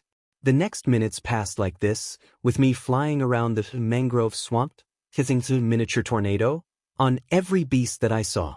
It wasn't long before the last barrier was broken and the huge, slumbering titan rose up. What met it were constantly replenishing miniature tornado, where a new one would appear the moment one disappeared. Roar! The large rank B beast that required multiple rank B hunters to hunt it could put up no defenses or cast any skills on the face of multiple and never-ending disastrous tornadoes, quickly letting out a roar before dying. I breathed out loudly as I controlled my breathing to calm down. This was how I would start to do things from now on. I won't care too much about the thoughts of others and their reactions, not if I continue with such rapid progress. This whole dungeon took me, 30 minutes or slightly more. I wouldn't let it go this time around. I had already been collecting the rank B core as the monsters fell, and I did the same when the huge titan was shredded and dropped more of them and a rank B skill book.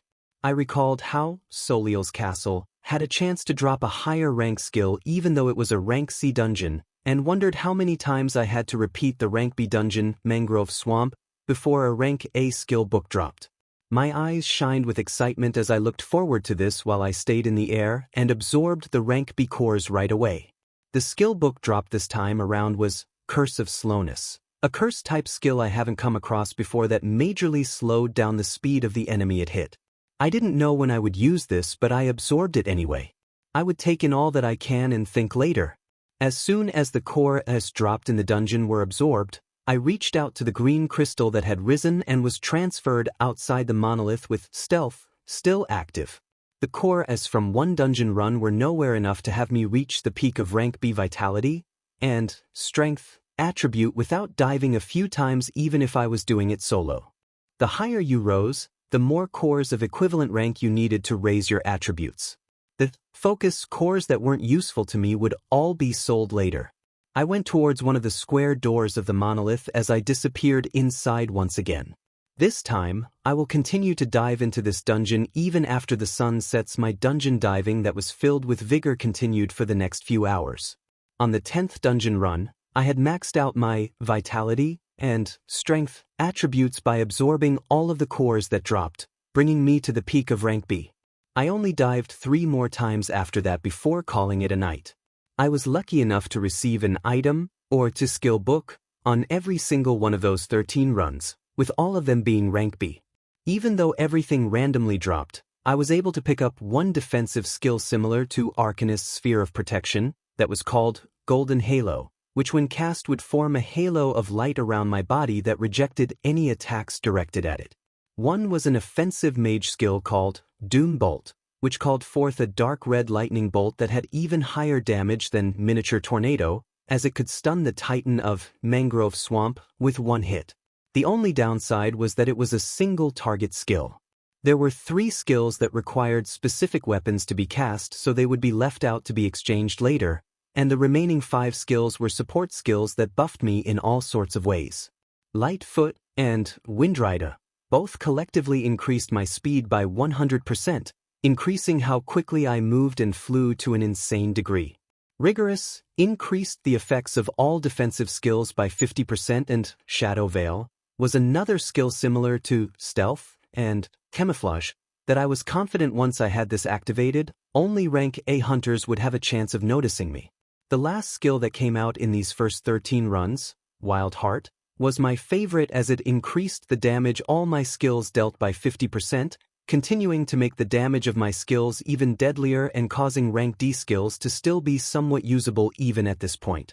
Not a single rank A skill was in sight even after these 13 dives, disappointing me but also making me even more expectant for when one actually drops.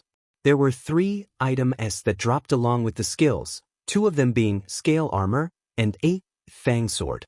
Scale Armor was a rank B item that had vastly better defenses than the rank C Igneous Armor, so I changed those right away. Noah Osmont, Occupation, Hunter, Vitality, 250 plus 40, Focus, Strength, 250 plus 60, Skills, F, D Flames of Torment, 100, Deech Safeguards, 57, D Danger Sense, 100, D Rough Skin, 100, Deech Fleeting, 100, C Arcanist Sphere of Protection, 100, Seats Camouflage, 100, C Aura of Haste, 100, C Explosive Rune, 100, C Life Essence, 100, C Increased Penetration, 100, C Regeneration, 88, Siege Whirlwind, 89, Siege Smites, 95, Siege Gracefulness, 100, Siege Precision, 100, Siege Adamant, 100, Siege Sharpen, 100, Sea War Cry, 100, Siege Retaliation, 100, Sea King's Rage, 100, Sea Military Tactics, 100, Siege Unpredictable, 100, Sea Elemental. Damage, 100, B Giant Strength, 75, B Stealth, 67, B Miniature Tornado, 23, Asterisk, B Golden Halos, 13, Asterisk, B Doom Bolts, 7, Asterisk, Bean Lightfoot, 12, Asterisk, Bean Windrider, 12, Asterisk, Bean Rigorous, 11, Asterisk, B Shadow Veil, 11, Asterisk, B Wild Hearts, 10, Asterisk, A Flight, 5, Asterisk. Equipment, 3x Searing of Storage, C Fiery Boots, C Fiery Helm, B Scale Armor, Asterisk. My panel looked vastly different from a few days ago, and something I hadn't focused on caught my eye. Without my knowledge, my strength attribute had already exceeded the common standard of rank A. The core S dropping from rank A dungeons could bring your attributes all the way to 300. Because I always kept a few skills that added attributes active, I gained a bonus that most people have temporarily and made it permanent. Because of this, my vitality attribute already neared the 300 cap and strength already passed it with 310 even before I absorbed any rank A cores. Just the thought of this was thrilling, as I was already catching up to the rank A hunters, even if I barely had any rank A skills and items. The disappointment of not gaining any rank A skills from the first day of rushing through the dungeon lifted as I felt the increased force and strength of my body. I transferred out of the dungeon for the 3rd time today while not hidden, and received a standing ovation from soldiers that had begun gathering the moment I cleared it alone and came out 2 hours later. It was a big deal to the army as these were things only those standing as rank A hunters could attempt, and they had just effectively sided with such a person. Vice Admiral Magner came out from the throngs of soldiers and looked at me with a hard-to-read expression and then said, "I underestimated you, I apologize." I laughed off the Vice Admiral's apology and pulled out the extra Scale Armor and Fang Sword, along with one of the rank B skill books I didn't use that dropped in the dungeon. I was unlucky enough to receive loot that didn't fit me at all in these 3 dungeon runs. I kept the lie going and was planning on selling these to the military, or better yet exchange them for skills that I wanted from their Inventory Lights novel. The Vice Admiral looked at the items and skill with a thankful expression before his face turned dark. "I'm thankful that you came to our city and are already contributing to the cause as much as you can, but it seems we might have just brought trouble to you." I was surprised at the Vice Admiral's words and asked, "What happened?" He looked at me briefly before sighing and continuing, "A death match has been issued and confirmed between you and Hunter Andrei Nikolaev. Tomorrow is the set date for the match." What? This was a complete surprise, as this was something I had never thought to find myself associated with. Death matches were set up between high-ranked hunters that had irreconcilable differences. The Empire didn't want it to be a habit for its peak hunters to kill one another, so death matches were instituted if two hunters found themselves at a point where the only way to solve their issues was to fight. The matter was to be taken seriously though, so before the match could be issued both the hunters had to agree to put their lives on the line. Only then would the match be confirmed. So why the hell was a match involving me that I had no idea about confirmed? Seeing my angry expression, the Vice Admiral seemed to have confirmed something. I heard what happened at the Colosseum today. The issue seems to have arisen from there. Andrei, the son of the Blessed Empire's Admiral Chekhov, was next in line to be receiving the rank A skill that Lightning Hand was transferring. Things quickly began clicking after hearing all of this. I was still irked and asked, so because he's the son of an admiral, he can target someone else entirely, call for a match, and just get to bypass the rules of death matches? The general looked down with an apologetic tone as he continued, they cannot touch Lightning Hand for his actions unless they want to cause a fight between the peak powers of the Empire, so targeting you was the easiest thing for them. This is why I have to apologize to you. Me bringing you to Star City indirectly put you in the middle of this. I thought about this new situation and then asked, so what happens if I attend that death match tomorrow and the other guy ends up dead? I was fairly confident in my strength and didn't plan on losing to someone who should have yet to be rank A. What I was worried about were the repercussions from it. There was a difficult expression on the Vice Admiral's face as he said nothing. I looked at this and at the soldiers around me that were listening in and saw the anger and resignation on their faces. To them, I was a strong hunter that just began clearing mangrove swamp by himself multiple times a day. This meant there would be more resources flowing into their department. Lights full Omicronim. Yet, this hunter was now about to be taken away. Nobody had to say what would happen if the son of the Admiral of the Empire were to be killed in broad daylight, even if it was in an arena match. None of them saw a way for me to come out of this. The Vice Admiral's voice rang out again. I've made multiple calls to friends and higher-ups, but nothing worked. Admiral Chekhov has many people among the higher-ups and his pull is strong. The match cannot be rescinded. The one who doesn't show up will also be blacklisted. I nodded at this and laughed to ease the tension. There's no need for all that gloominess. We still don't know who will still be alive tomorrow. Tell me about this, Andrei Nikolaev. The Vice Admiral dispersed the gathering of soldiers and took me back to his office to continue discussing the matter. Andrei Nikolaev was the son of one of the Empire's admirals. He was following his father's footsteps and neared rank A in power, having 2 rank A skills and needing just 1 more to be qualified and listed as rank A. So the ticket he was expecting to receive to become one of the peak powers of the world was given to someone else, and now he was using his connections to get it back. I had no qualms fighting and even taking the guy out, as this would even mean I get to receive one of his rank A skills when he goes down, but I couldn't stop thinking of the consequences thereafter. I looked to the frowning general that seemed to be using every last brain cell to think and asked, what are the possible fallouts in the case that Andrei Nikolaev dies tomorrow? His head shot up as he heard this question from me and said, the full rage of Admiral Chekhov, who has thousands of soldiers under him, and he himself is a rank A hunter. I listened to this and asked again, as we need to be conserving our strength and increase our battle power with the threat of beasts coming down on us. The strength of rank A hunters is important and there cannot be a confrontation between them. I nodded my head as I heard this and replied with a smile, then it isn't a problem. As long as I have power rivaling rank A, I can take care of anything that comes my way. I looked to the Vice Admiral in front of me as his eyes glowed when he heard this. He seemed to think before replying, if that's the case, then there's another call I can make that can handle the fallout happening tomorrow. With the discussion being over, I left the office holding a folder that held more information on Andrei Nikolaev as I made my way to the living quarters. There was only food for me to enjoy this time around as I had to focus on understanding the skills I just gained today and prepare for something momentous tomorrow. I wasn't fearful of what would happen when the son of an admiral died. This thought passed in my mind, making me realize just how far I had grown in such a short span of time. Admirals were at the top of the food chain in the Empire, and now I was in a position where I could be facing one sometime soon. I was eating the exemplary food on the table as I ran simulations in my head for the battle to come. Because of keeping skills that drained a huge amount of energy but gave a great momentary boost in power active all the time, My attributes already met those in the A rank category. That wasn't to mention all the skills that increased my overall defense, speed, casting and attack speed, evasion, and overall damage by huge percentages.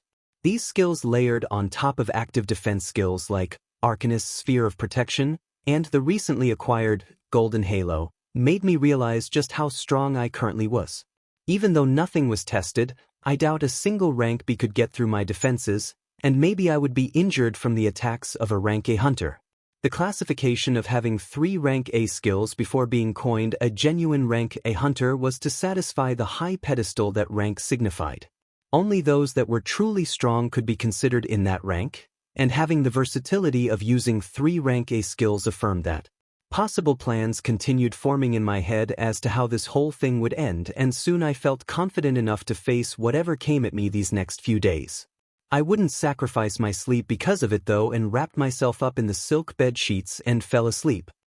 In the skies above the Empire. Lights novel. A dashing woman with golden hair was comfortably lying on top of a huge flying beast.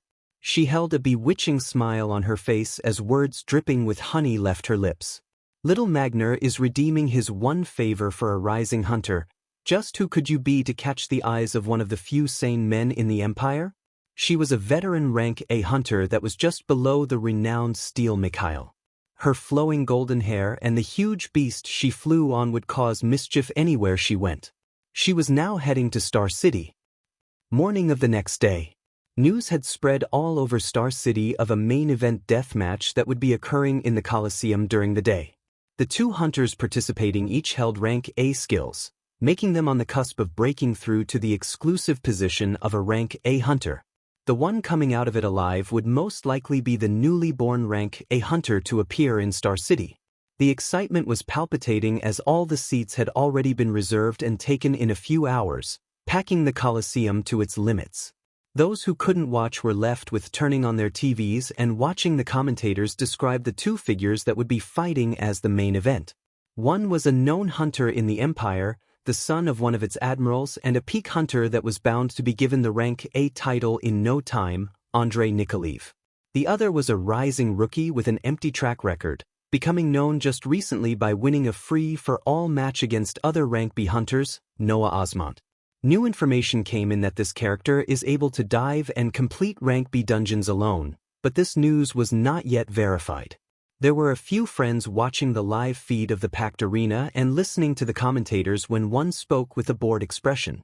Why are you guys even looking at this match as something exciting? This is obviously just another show of power from those assholes at the top, bullying that rising hunter to get what they want, friend number 1. Hey. You didn't get to see the free-for-all match yesterday. That new guy blew away the golden tank and the flaming witch as if it was nothing. Friend number 2. No way a random nobody will even touch a hair on Andre. We're just gonna watch another bloody fight today. I just hope he lasts long enough and the match isn't cut short. Friend number 3. The bored friend listened to this as he shook his head despondently while thinking, nothing has changed at all since the advent of the apocalypse. The fight was set to be happening in a few hours. Figures were alerted around the Empire of this impending match. Some didn't care, others were angry at the loss of a potential rank A hunter that would be happening for no reason. Others were just carefully waiting to see what new waves would be made from this fight. Morning of the next day, Vice Admiral Magner had put up an entire regiment together to escort me to the Coliseum.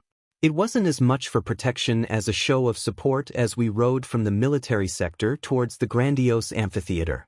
I was touched with the support Magner was showing, whether it was purely coming from him as a person or because he knew I would give back to them even more after this ordeal was past. The streets were busier than usual, and military trucks rolling through them didn't help it. We arrived at the Coliseum that seemed to be impossibly even louder than the day before, with people screaming to get in and hunters almost becoming overwhelmed. Most of the members of the regiment were stationed outside while me, a few key figures and Magner went through another door to an expansive room that overlooked the arena below. There was a fight going on currently where 2 rank C hunters were working as a team against a rank B opponent, the fight going fairly well with the use of their teamwork.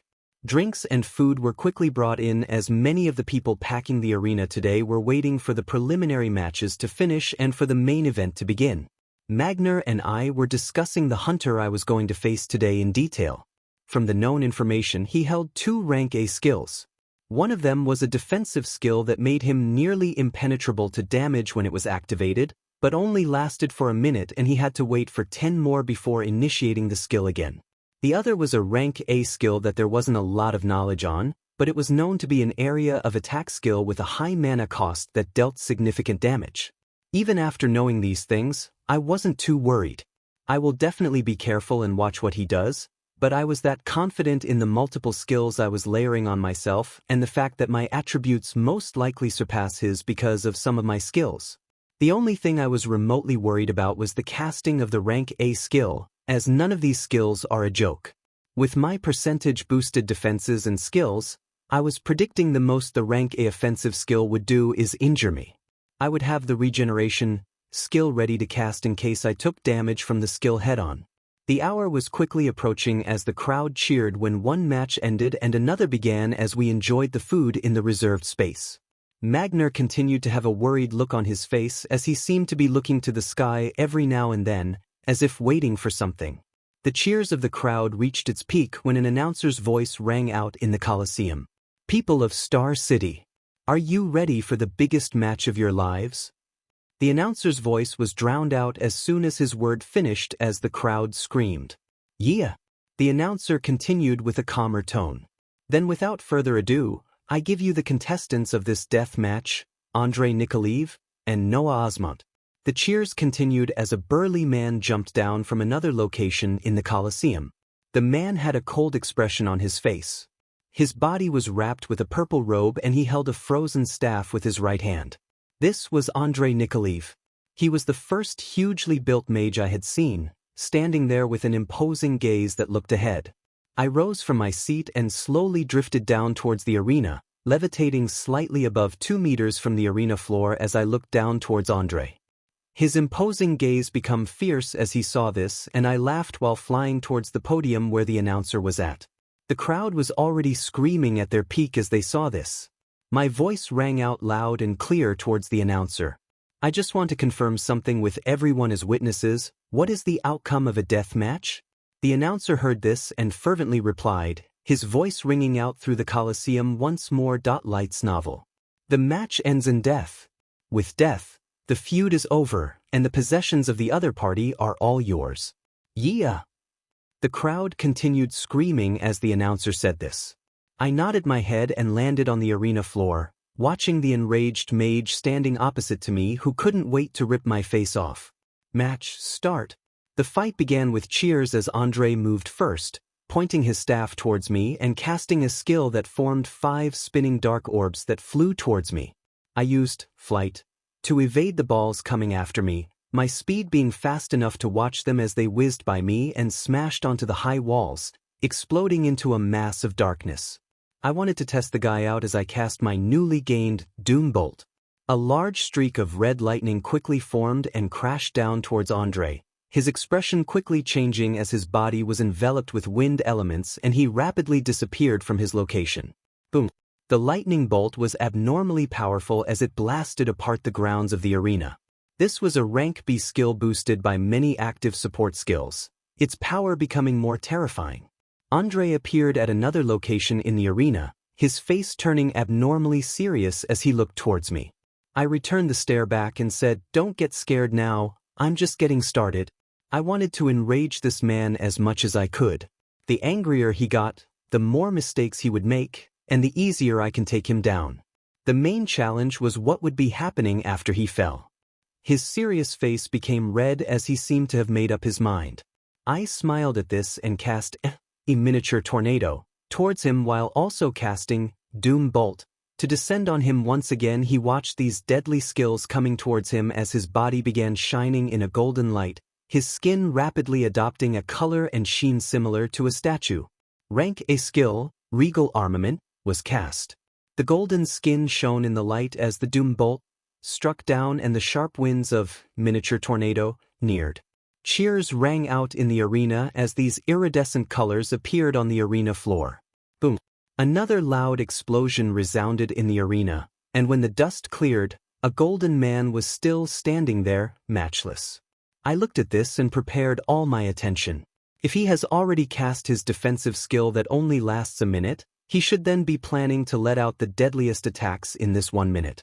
I didn't seem to be wrong as his staff began glowing hazy white, and the danger sense, that hasn't activated in a while, dimly began ringing. Andre looked at the confident face of the man in front of him as a swirling mass of winds were coming and another red lightning bolt was crushing down. He wanted this man who had taken something that should have been his to die as quickly as possible, but his power seemed to be greater than anticipated. He wouldn't back down though, as his father was watching this fight. He had to prove to himself and to his father that he deserved the title of rank. He deserved to join those standing at the peak. He just needed to take the skill back from this man. The rage inside him calmed a bit when he thought back to the lessons from his past and acted, casting regal armament right away. The skills struck him, and he only felt a stinging pain on his skin as they disappeared. This was the power of rank A skills, something no normal hunter would be able to get their hands on. Andre came out unharmed and moved quickly before the timer of the skill ran out. He barely had half of his mana remaining, which might be enough to cast the next rank A skill that would obliterate the confident hunter in front of him into nothing once or twice. He raised his staff, and frigid impermanence was aimed towards the area with the hunter at its center. Boom! An explosion of ice erupted out from the location where Noah was, utterly destroying 1/4 of the arena floor and sending nearby spectators screaming from the impact and shockwaves thereafter. This was the terror of rank A skills. Their damage was unmatched. Andre breathed heavily as he looked at the epicenter of the explosion where the hunter was nowhere to be seen. Had he done it? Had he finally grabbed the chance to reach the peak? He looked for the hunter's body before he sensed danger and looked up, seeing the man floating in the air. There was some blood gushing out from his right thigh that was rapidly closing up at high speed. Seeing the man was still alive, Andre moved to cast the rank A skill one last time before Noah recollected his wits. He only had a few seconds remaining with regal armament, and already felt another 2 red lightning bolts smash into his skin seconds after he saw Noah floating in the air. Just how many of these can you cast? Boom, boom, boom. Andre was trying to get the position of the man that was rapidly moving in the air as more lightning bolts crashed down on him, not giving him a moment of rest as the stinging pain gradually became unbearable. Feeling that he had only a few seconds left before the skill's time ran out, he cast Wind Escape once more, moving his body to another location where he got the chance to aim at Noah again and cast the skill once more using all his remaining mana. Frigid Impermanence. Boom. Another resounding explosion filled with ice elements rang out, causing the screams of those who were near and the cheers of those that were far. The blast this time occurred in the air, sending shock waves that damaged the eardrums of hundreds of people in the audience. Andre rapidly moved his eyes while roughly breathing and holding onto his staff as support. Was he finally dead? Despair slowly filled his face as he saw the same man back down in the arena floor. His armor tattered, and it seemed like he received minor cuts that were already healing. How? I'm sure the skill hit you head on.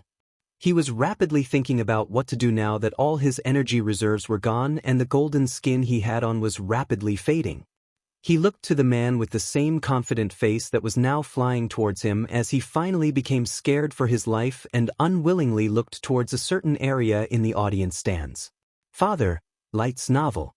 His voice rang out loud and clear, as if it was his last resort. A booming voice then rang out that drowned the cheers of the audience. Spare him? The voice was calm, and yet resounded in the ears of every single person in the Colosseum.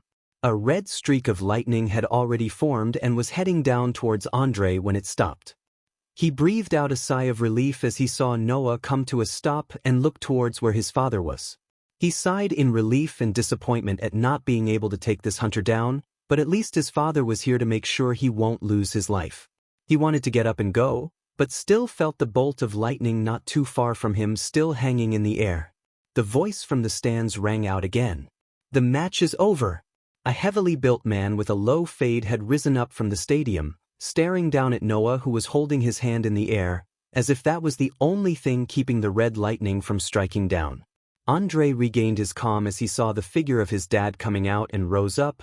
He would be A deep sense of dread and fear arose in him as he felt his scalp tingling and then began burning. The red streak of lightning had struck down. Boom. Silence. There was a shock to all the people that were watching the match, whether it be in the arena or those watching at home, because they knew the figure of the man that had risen up. That was Admiral Chekhov. Why was he in Star City? What just happened? The hunter Noah finished the death match, but what made him so bold to defy the words of an admiral? What would happen now? Lightsenville. The silence remained as the body of Vice Admiral Magner began shining and he began to move. Noah looked towards the location where a pile of burnt flesh lay and flew in, reaching for the glowing skill book that appeared and the staff that was in the hands of the dead Andrei Nikolaev. A bubbling power was rising in the stands that made people begin to scream and rush out of their seats for the exit. Those watching at home were shocked at the turn of events and appearance of an admiral that should not be in Star City. He was normally stationed in the capital of the empire and rarely came back to visit his hometown. The powerhouses that were coincidentally watching quickly began making calls to people that were near the city. A catastrophe was about to break out. Vice Admiral Magner was still looking towards the clear sky as he looked for something that wasn't yet there and shook his head, preparing to see if talking would work. He wasn't able to get near the arena before a pained scream rang out as mad power exploded from the stands. "You beast!"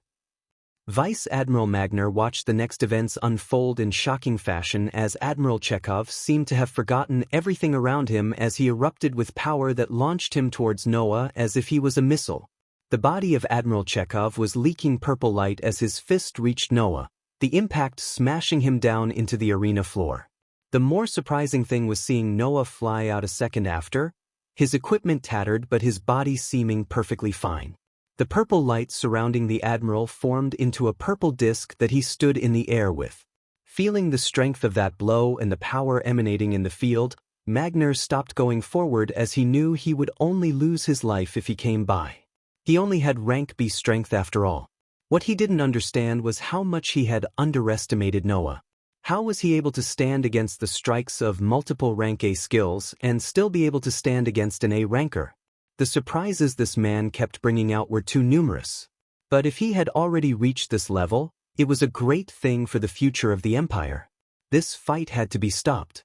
He was about to look at the masses of people scrambling to get away from the Colosseum when Chekhov moved once again, this time the purple light forming into a spiked fist that rushed toward Noah.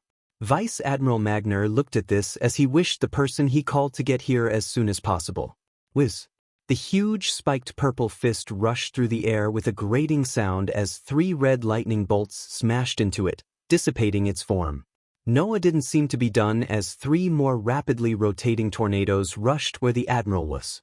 Chekhov looked at the incoming mini-tornadoes and waved his hand, a purple blade forming which split the rotating winds apart as if they were paper. The field calmed down after this trading of attacks. Chekhov was still bubbling with anger and grief but was gradually calming down. More purple swords were forming beside him as he spoke. Yes, he was in the wrong, but he didn't deserve death. His rage seemed to have been reignited as he finished his words and the purple swords around him began to vibrate. Noah watched and then pulled out the new skill book he had obtained before the purple fist came crashing down on him. The glistening book was on his hand for only a second, before he brought it near his body and it was dissolved in colorful lights that went inside. Admiral Chekhov looked at this happening and became even angrier, screaming out while commanding his large vibrating swords to rush forward. "If you had shown your level of power, none of this would have happened. My son would not have called for a death match. We would have simply waited another week for the next skill book and moved on. This is your fault." His rage was palpitating as his purple sword neared Noah's position. Boom.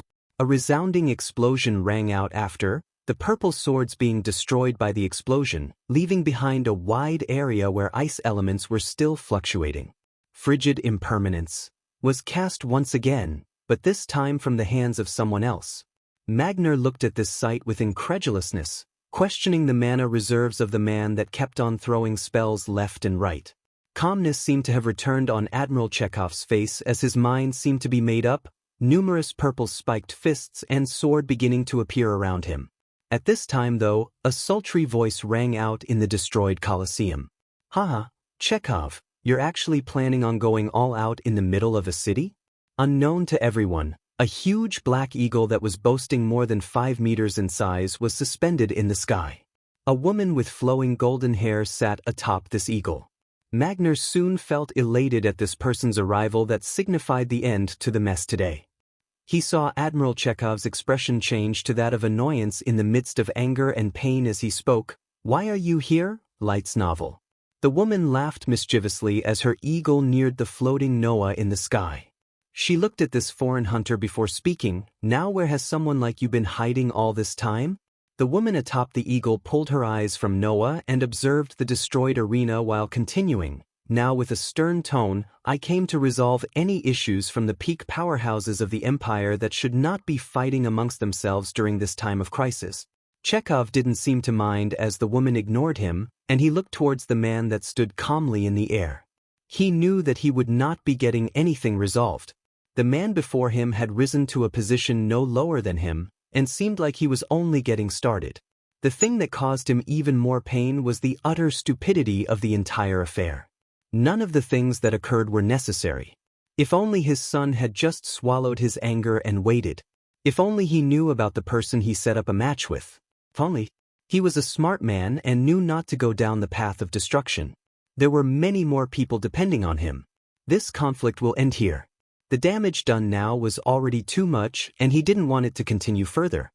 He gave a tired sigh as the purple disk below his legs moved towards the destroyed arena. He tenderly looked at the remains of his son and bent down to pick up what remained, and quietly flew away. I observed the woman in the air with great interest as she stood on the menacing black eagle. I had recognized that huge eagle from clips I had seen in the past. My heart was still pounding from the battles that had just finished while watching the sad figure of Admiral Chekhov move away. I wasn't remotely sorry for the death of Andrei. He came after me, knowing full well the death match would result in death. He was okay with this, his people were okay with this, and those that cleared and issued the death match were okay with this. They just got wrong which person would be dying. The thrill of withstanding the destructive damage of frigid impermanence, unstable and destructive ice elements erupt in a specified 5-meter area, and then gaining the skill myself was hard to describe. The fact that this skill dropped and not the one that turned his body golden meant it was at a higher level than the usual rank A skills. Back then, I was even skeptical of being able to withstand the power of the admiral that had decided to come to the city to watch his son. Did he really think I would stop in the middle of the match just because he said so? If it was me from a few days back who still held a few rank C skills, maybe I would have stood down. But I knew my power would near if not rival a rank A with all the boosts I was receiving from skills, and had also received many rank B skills that emboldened me to make the gamble of obtaining another rank A skill by taking out Andrei, and it worked. The Admiral's attacks were ferocious and damaged the scale armor, and after bypassing Arcanist's sphere of protection and Golden Halo, they could barely just leave cuts and bruises on my body, similar to the devastating damage of frigid impermanence. Lightsville. I was curious about the skill that allowed the Admiral to form those spiked fists and swords, but that would have to wait as I watched the woman turn her attention to me. She spoke in that melodious voice of hers that demanded attention. "I'll be the first to congratulate the newest rank A hunter of the Blessed Empire, Mr. Noah Osmont. I'm known as Elizabeth, but you can call me Liz." I tried not to get taken in by her cadence as I smiled and said, "Thanks for stepping in, I wasn't sure I could hold on any longer." Her figure shook as she let out another laugh and said, "Really? You seemed inexhaustible, like you could go on for an entire day." I shook my head at these words and looked at the coming vice admiral that was shouting directions to members of the regiment to help those who were injured and calm the chaos around the arena. "Oh, you have little Magner to thank for my appearance here today. He called in a favor from long ago and used it for you," she said as she watched him come over. I looked towards Magner. I was actually very thankful for the continued help from this vice admiral, and was planning on doing my best to bolster his forces in the coming days. I flew down as the huge eagle also descended to meet the vice admiral that was looking towards us with a delighted expression. Magner was happy that he had gained someone with rank A battle power as his ally, and couldn't hide it as he talked to me and the rank A hunter with the huge beast that had stepped in to end the fight. If the fight had continued, I was pretty confident of coming out on top, but it would have taken quite some time. I could keep on casting my newly gained rank A skill until the Admiral was tired out, but the chance was gone.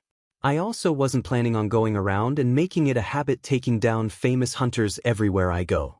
I knew there was a grudge between me and the Admiral now, but I wouldn't go out of my way to kill him for it. He was a peak powerhouse of the Empire, and would be needed for the battles of the future with these unknown enemies. Unless I could become strong enough to be able to do everything by myself, I won't go around snuffing out others with similar power to me. If he ever comes for me again though, that is a whole different matter. The rank A hunter Elizabeth left after we spoke for a few minutes, saying she now had to go deal with other matters that popped up because of this, and that she would come by when she was free. My gaze lingered on her slightly as she flew away on the Black Eagle. It was now nearing the evening, and more soldiers and hunter medics were on the scene helping those that were injured from the aftermath of the battle. I wasn't sure when the Colosseum would be open for business after this. After giving out orders and leaving someone else in charge, I left with Magner in tow back to the military sector. I was planning on spending the remaining hours of the day diving in Mangrove Swamp, feeling more pressed to clear the dungeon and luckily obtain other rank A skills. Going to the highest ranked dungeon at the Empire's capital, Blessed City, wasn't an option as a team of rankers led by Steel Mikhail was clearing it. Unless I rapidly increased my power to be able to rival multiple rank A hunters, I wouldn't touch that dungeon alone as of now. Farming rank B dungeons for the possibility of a rank A skill dropping was the safest and most efficient way, as I would also pay back Magner by giving him the items and skills I wouldn't need while grabbing some from their inventory. This was also what some of the rank A hunters spent their day doing, clearing rank B dungeons repeatedly in the Empire's capital and other core defense cities. Every now and then a rank A skill would drop, and this was the case for the flight skill that Lightning Hand was holding on to. Why he did what he did by giving it away still eluded me, but I would find out in time now that my power was matching his. Whether it was with malicious intent or out of the goodness of his heart didn't matter now that it allowed me to get another one so fast with the rapid progression of events. The events these past few days played in my head as I asked myself if there was actually a con's original or just unintended effects from one man's actions. The Vice Admiral went to handle communications for the incident today, and I went into Mangrove Swamp once again. My speed at clearing the dungeon had increased even more with the advent of frigid impermanence, as it cleared droves of alligators the moment it was cast. This area of effect skill exploded with a destructive blast of ice elements that completely destroyed anything in their range. Something that was noteworthy of mentioning was the adept staff that I took from Andre, as it slightly boosted the damage of skills when it was equipped. After using frigid impermanence, for a while, my mind was filled with ideas on how to improve its damage even more after I recalled some rank B skill books I had seen in the military inventory that I read through before. The idea floating in my mind was to find support skills that were providing boosts specific to the skill type to further increase the damage. An example was a lightning penetration skill I had seen before that amplified damage dealt by lightning type skills. If I could absorb and keep active cold type support skills, it wouldn't be too far of a dream for the frigid impermanence skill's power to exceed rank A. As for the rank beyond A, well, nobody knew of this as of right now. I was able to clear the dungeon rapidly, making the number of times I've dived into it 18 times in the last 6 hours. It was nearing midnight, so I was planning on calling it a night. The rate at which I was clearing the dungeon was still kept hidden as I only turned off Shadow Veil, Stealth, and Camouflage after every hour, making it seem as if I had cleared the dungeon only 6 times. This was still an unbelievable clear rate that every time I visibly transferred in and out, the soldiers standing guard would cheer. I gained a variety of skill item and a ton of core but I wasn't lucky enough to get anything of higher rank from the dungeon. The useful skills I could learn reduced, as many were either weapon-specific for knights or berserkers. Some support skills like Giant Strength and Windrider had even dropped again, giving me duplicate skills that I couldn't absorb. Only 2 usable rank B support skills came out of these 18 runs, one being Emboldened Ferocity. An imposing presence emanates from you, granting increased damage to affected foes, and eagle eyes focus your eyes to view as far a mile around you. The remaining were rank B items that fully upgraded me from the lower-ranked items I had been wearing. Noah Osmont, Occupation, Hunter. Vitality, 250 plus 40 Lights Novel. Focus. Strength, 250 plus 60. Skills, F. D. Flames of Torment, 100. D. Safeguards, 57. D. Danger Sense, 100. D. Rough Skin, 100. D. Fleeting, 100. C. Arcanist Sphere of Protection, 100. C. Camouflage, 100. C. Aura of Haste, 100. C. Explosive Rune, 100. C. Life Essence, 100. C. Increased Penetration, 100. C. Regeneration, 100. Seeds Whirlwinds, 95. Siege Smites, 98. Siege Gracefulness, 100. Siege Precision, 100. Siege Adamant, 100. Siege Sharpen, 100. Sea War Cry, 100. Siege Retaliation, 100. Sea King's Rage, 100. Sea Military Tactics, 100. Siege Unpredictable, 100. Sea Elemental. Damage, 100. B Giant Strength, 88. B Stealth, 77. B Miniature Tornado, 45. B Golden Halo, 33. B Doom Bolt, 37. B Lightfoot, 23. B Windrider, 23. B Rigorous, 22. B Shadow Veil, 22. B Wild Hearts, 21. B Emboldened Ferocity, 3. Asterisk. B Eagle Eyes, 3. Asterisk. A Flights, 11. A Frigid Impermanence, 5. Asterisk. Equipment, 3x Searing of Storage. B Scale Armor. B Adept Staff, asterisk. B Dual Coated Boots, asterisk. B Striking Cap, asterisk.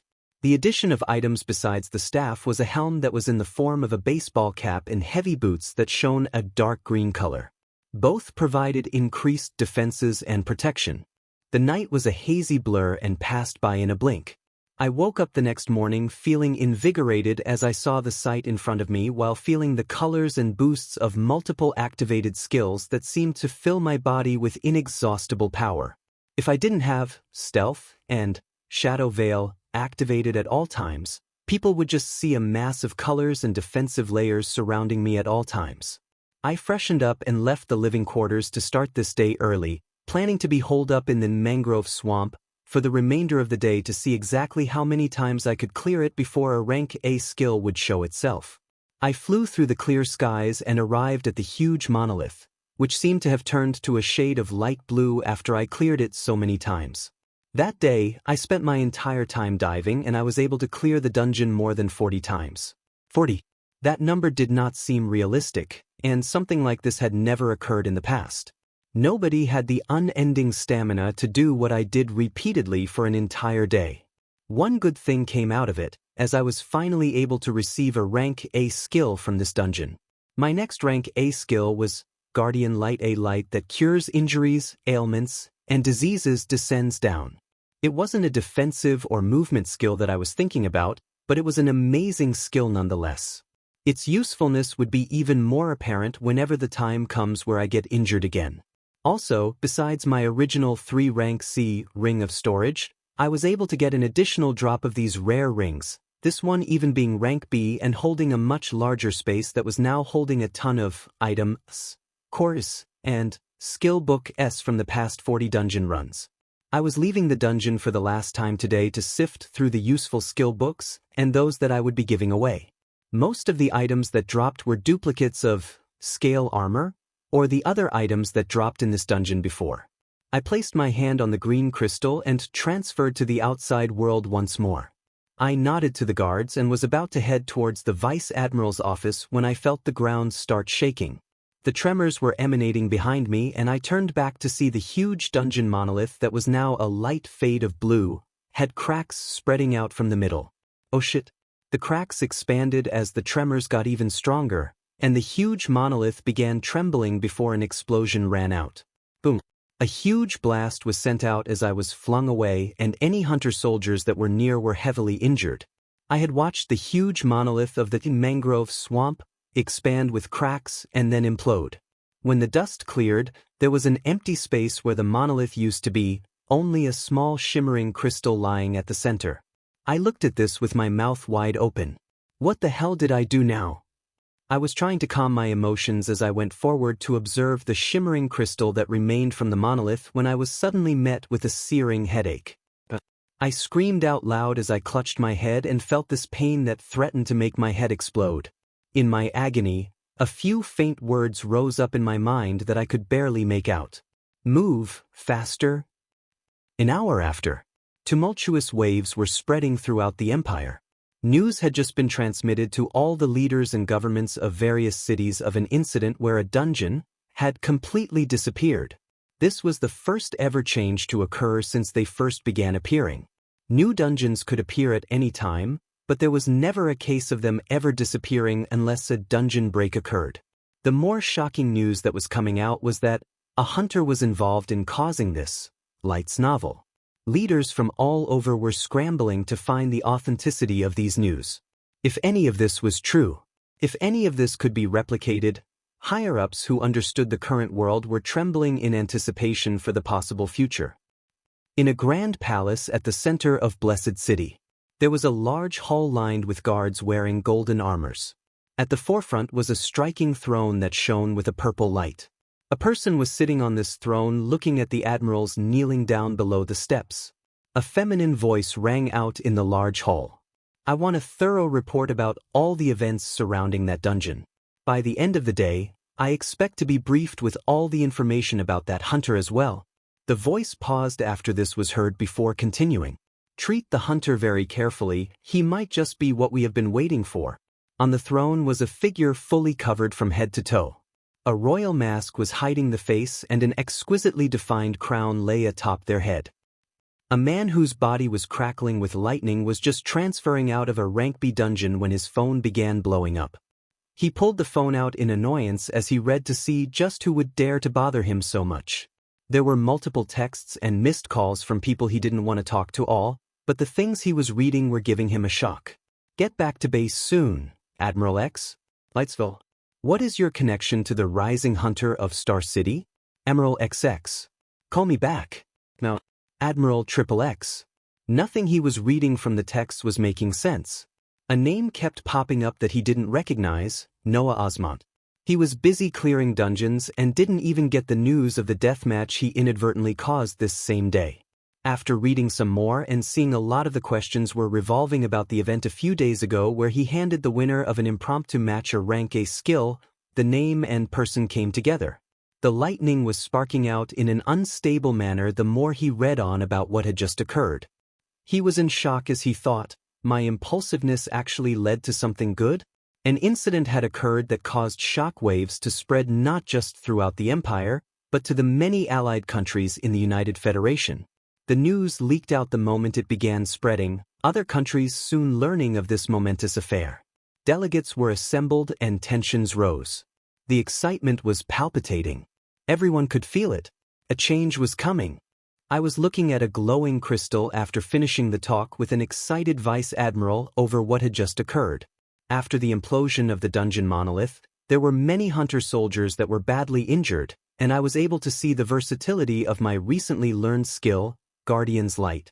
When I directed this skill to the injured soldiers, whether it was a light scratch or deep wounds, they all began to heal in a few seconds before becoming as good as new. A few guards that were near death were also stabilized and brought back to health in a few seconds. The next hour after that was the most tiring time I had gone through these past few days. The first point was the only thing that was left behind as the dungeon disappeared. Information about its name was the only thing I could observe, everything else was unreadable. Plain crystal, *_ plus? Email protected, @ plus, @%. A plain crystal, what are you and how can you be used? I had tried putting in energy, crushing it, absorbing it, nothing had changed. Something even more pressing along with this was the episode where I had an excruciating headache, and whether I was hallucinating or not, I clearly saw the words, move faster. I gave some thought to these new developments as I realized I might be in the middle of something much greater than what I knew. When I spent the hour discussing with Vice Admiral Magner about everything that had occurred, this was the only thing on my mind.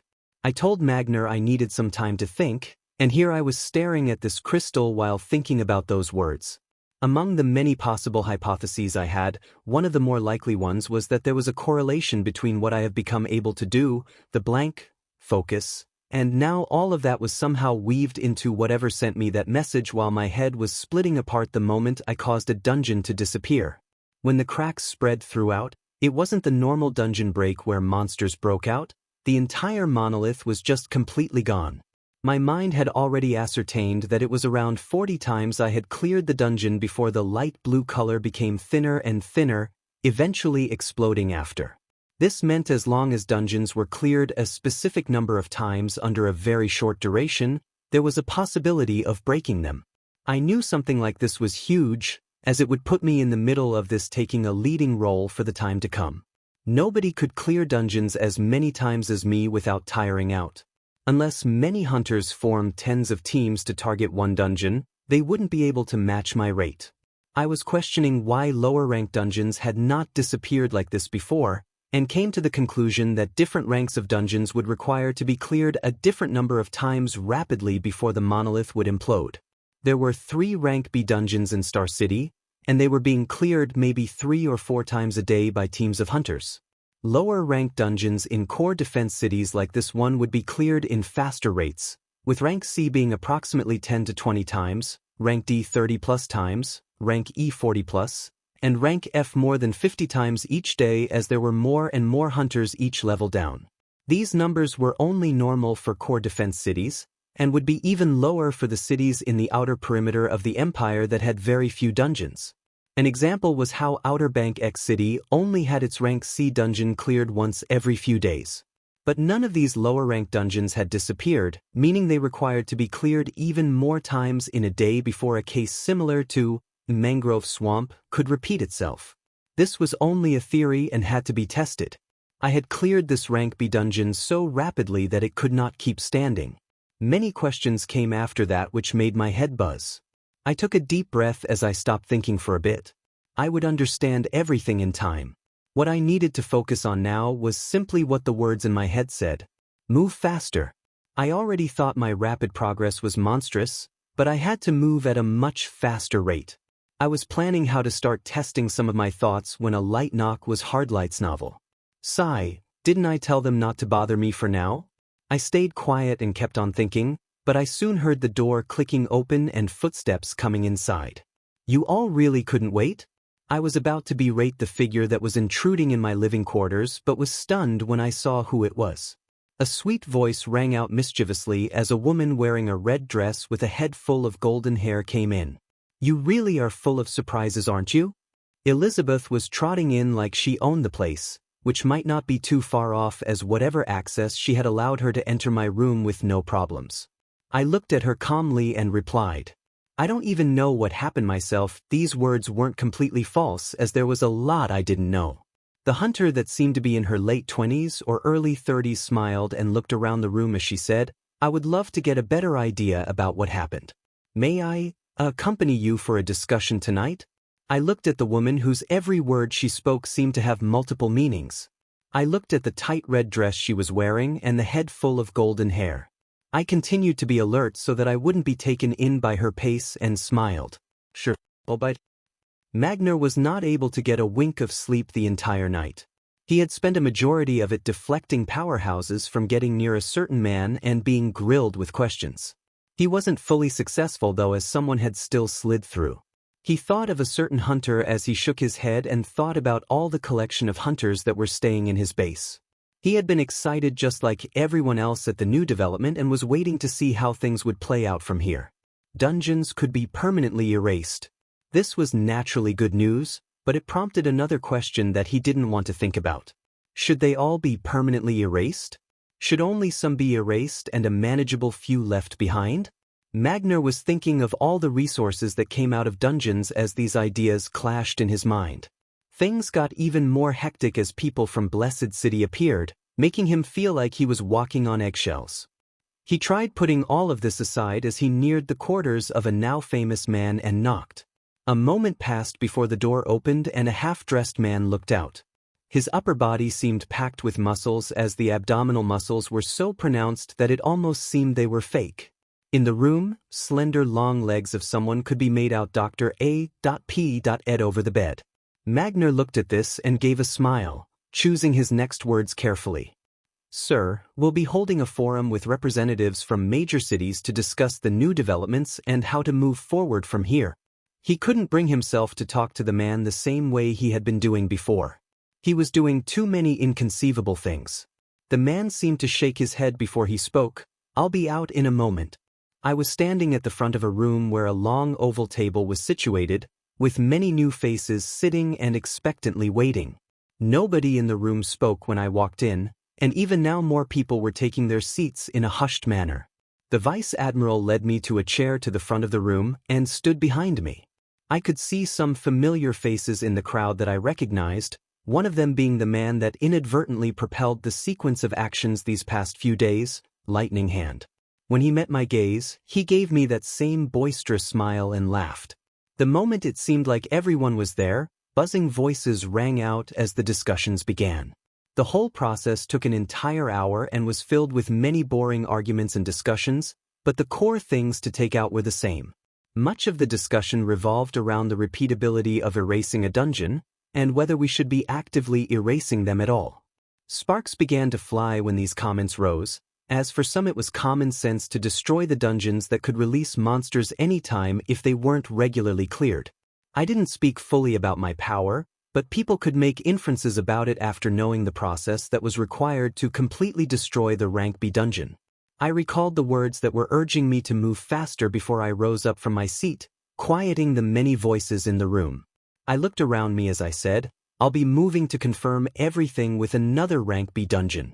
Once the process is clear, we will know how to proceed from here on out. I wanted to take a more active role in the world around me after seeing everything that was happening. My first step in doing that was to replicate what I did yesterday. There was still an army of monsters approaching from the Barrens, and who knows what else is lurking out there. I didn't know how much time I had before I was thrown into something else, so I was going to move fast. I left the conference room to start acting on my plans as soon as everything wrapped up. Elizabeth was already up and moving, making it clear she wanted to come along. Having this Rank A hunter with me would not be a bad idea, as it would provide another cover for how expansive my strength that allowed me to clear a Rank B dungeon more than 40 times in a day was. The next target was one of the 2 remaining Rank B dungeons in Star City, Lion's Den. Magner and other officials moved to watch the development outside the monolith as we dived. Lightning Hand and other Rank A hunters that had arrived in Star City were going to test the same thing by forming multiple teams to clear the 3rd dungeon in the city, Bullish Arena. Multiple Rank A hunters formed more than 10 teams that were filled with Rank Bs in the city, and the groups moved in on the dungeons. The ones heading to Lion's Den would be me, Elizabeth, and a few other teams, while the rest would go towards Bullish Arena. The goal was to meet the number of times I cleared the now extinct mangrove swamp, and see if it was applicable to the rest of Rank B dungeons. After this was understood, the tests would be expanded for the other ranks of dungeons. I was able to see the power of another Rank A hunter firsthand as Liz summoned the humongous eagle the moment we were transferred into Lion's Den. The eagle had flawlessly shining dark feathers that were as sharp as knives and piercing claws that brought fear onto the monsters that began appearing. We were located in a bleak grassland environment where multiple large lions were circling us. The eagle's imposing air was holding some of them back as the woman atop the eagle laughed in that alluring tone and commanded the eagle to move forward, its outspread wings acting as sharp blades that decimated everything in sight. I wasn't going to be left behind as my figure flew to the other groups of lions that were soon blasted away with an even stronger, frigid impermanence that was now boosted by 2 new cold-specific support skills I obtained from the military inventory. Greater cold penetration, ignore the enemy's resistance as cold skills deal increased damage, and cold fire cold type skills attach freezing flames onto the enemy, made the already damaging skill even more destructive as any beast in its range of attack would be turned into meat and bones, with the cold spreading into the surroundings and attaching onto nearby beasts. Blue flames could be seen spreading to any beasts that were in the blast area as they screamed out painfully before their bodies were frozen cold. Lion's Den was an expansive space of shrubs and grassland with dens on lions here and there. We had to fly around for more than 30 minutes blasting away hordes of lions before we were faced with the impossibly large titan that had a glorious lion's mane flowing in the wind. Liz looked at me as her lips twisted up in a mischievous smile and said, "He's all yours. Let's see how fast you can take it down, Light's novel." She seemed to be enjoying herself as she gave me a thumbs up while lying on her stomach atop the flying eagle to watch the show. I looked at this figure as I recalled memories from last night before I quickly shook myself out of it and focused on the matter at hand. The lion instinctively felt the danger when I neared and moved back, barely evading the epicenter of the casted, frigid impermanence, as the freezing flames in the periphery jumped on its body. It stopped to let out a roar of pain, but it would be the last time the huge jaws opened as another frigid impermanence bloomed explosively from its head, cutting short the roar and blasting chunks of meat and brain matter into the ground. I ignored the cheerful sounds of clapping behind me as I picked up the chorus and item that dropped from the boss. We repeated this dungeon multiple times until a few hours later, on our 28th dungeon run, something occurred. Throughout the runs, Liz had done nothing but summon the huge eagle that did all the work in dismembering the monsters that I began looking favorably to getting a powerful summoning skill of my own in the future so I could just sit back and watch someone else do the work for me. Her eagle would have been out of commission after the first few dungeon runs as its body was littered with injuries. If it wasn't for me casting Guardian's Light, after every dive thereafter, the huge eagle would have had to be desummoned and summoned again to be back in top shape.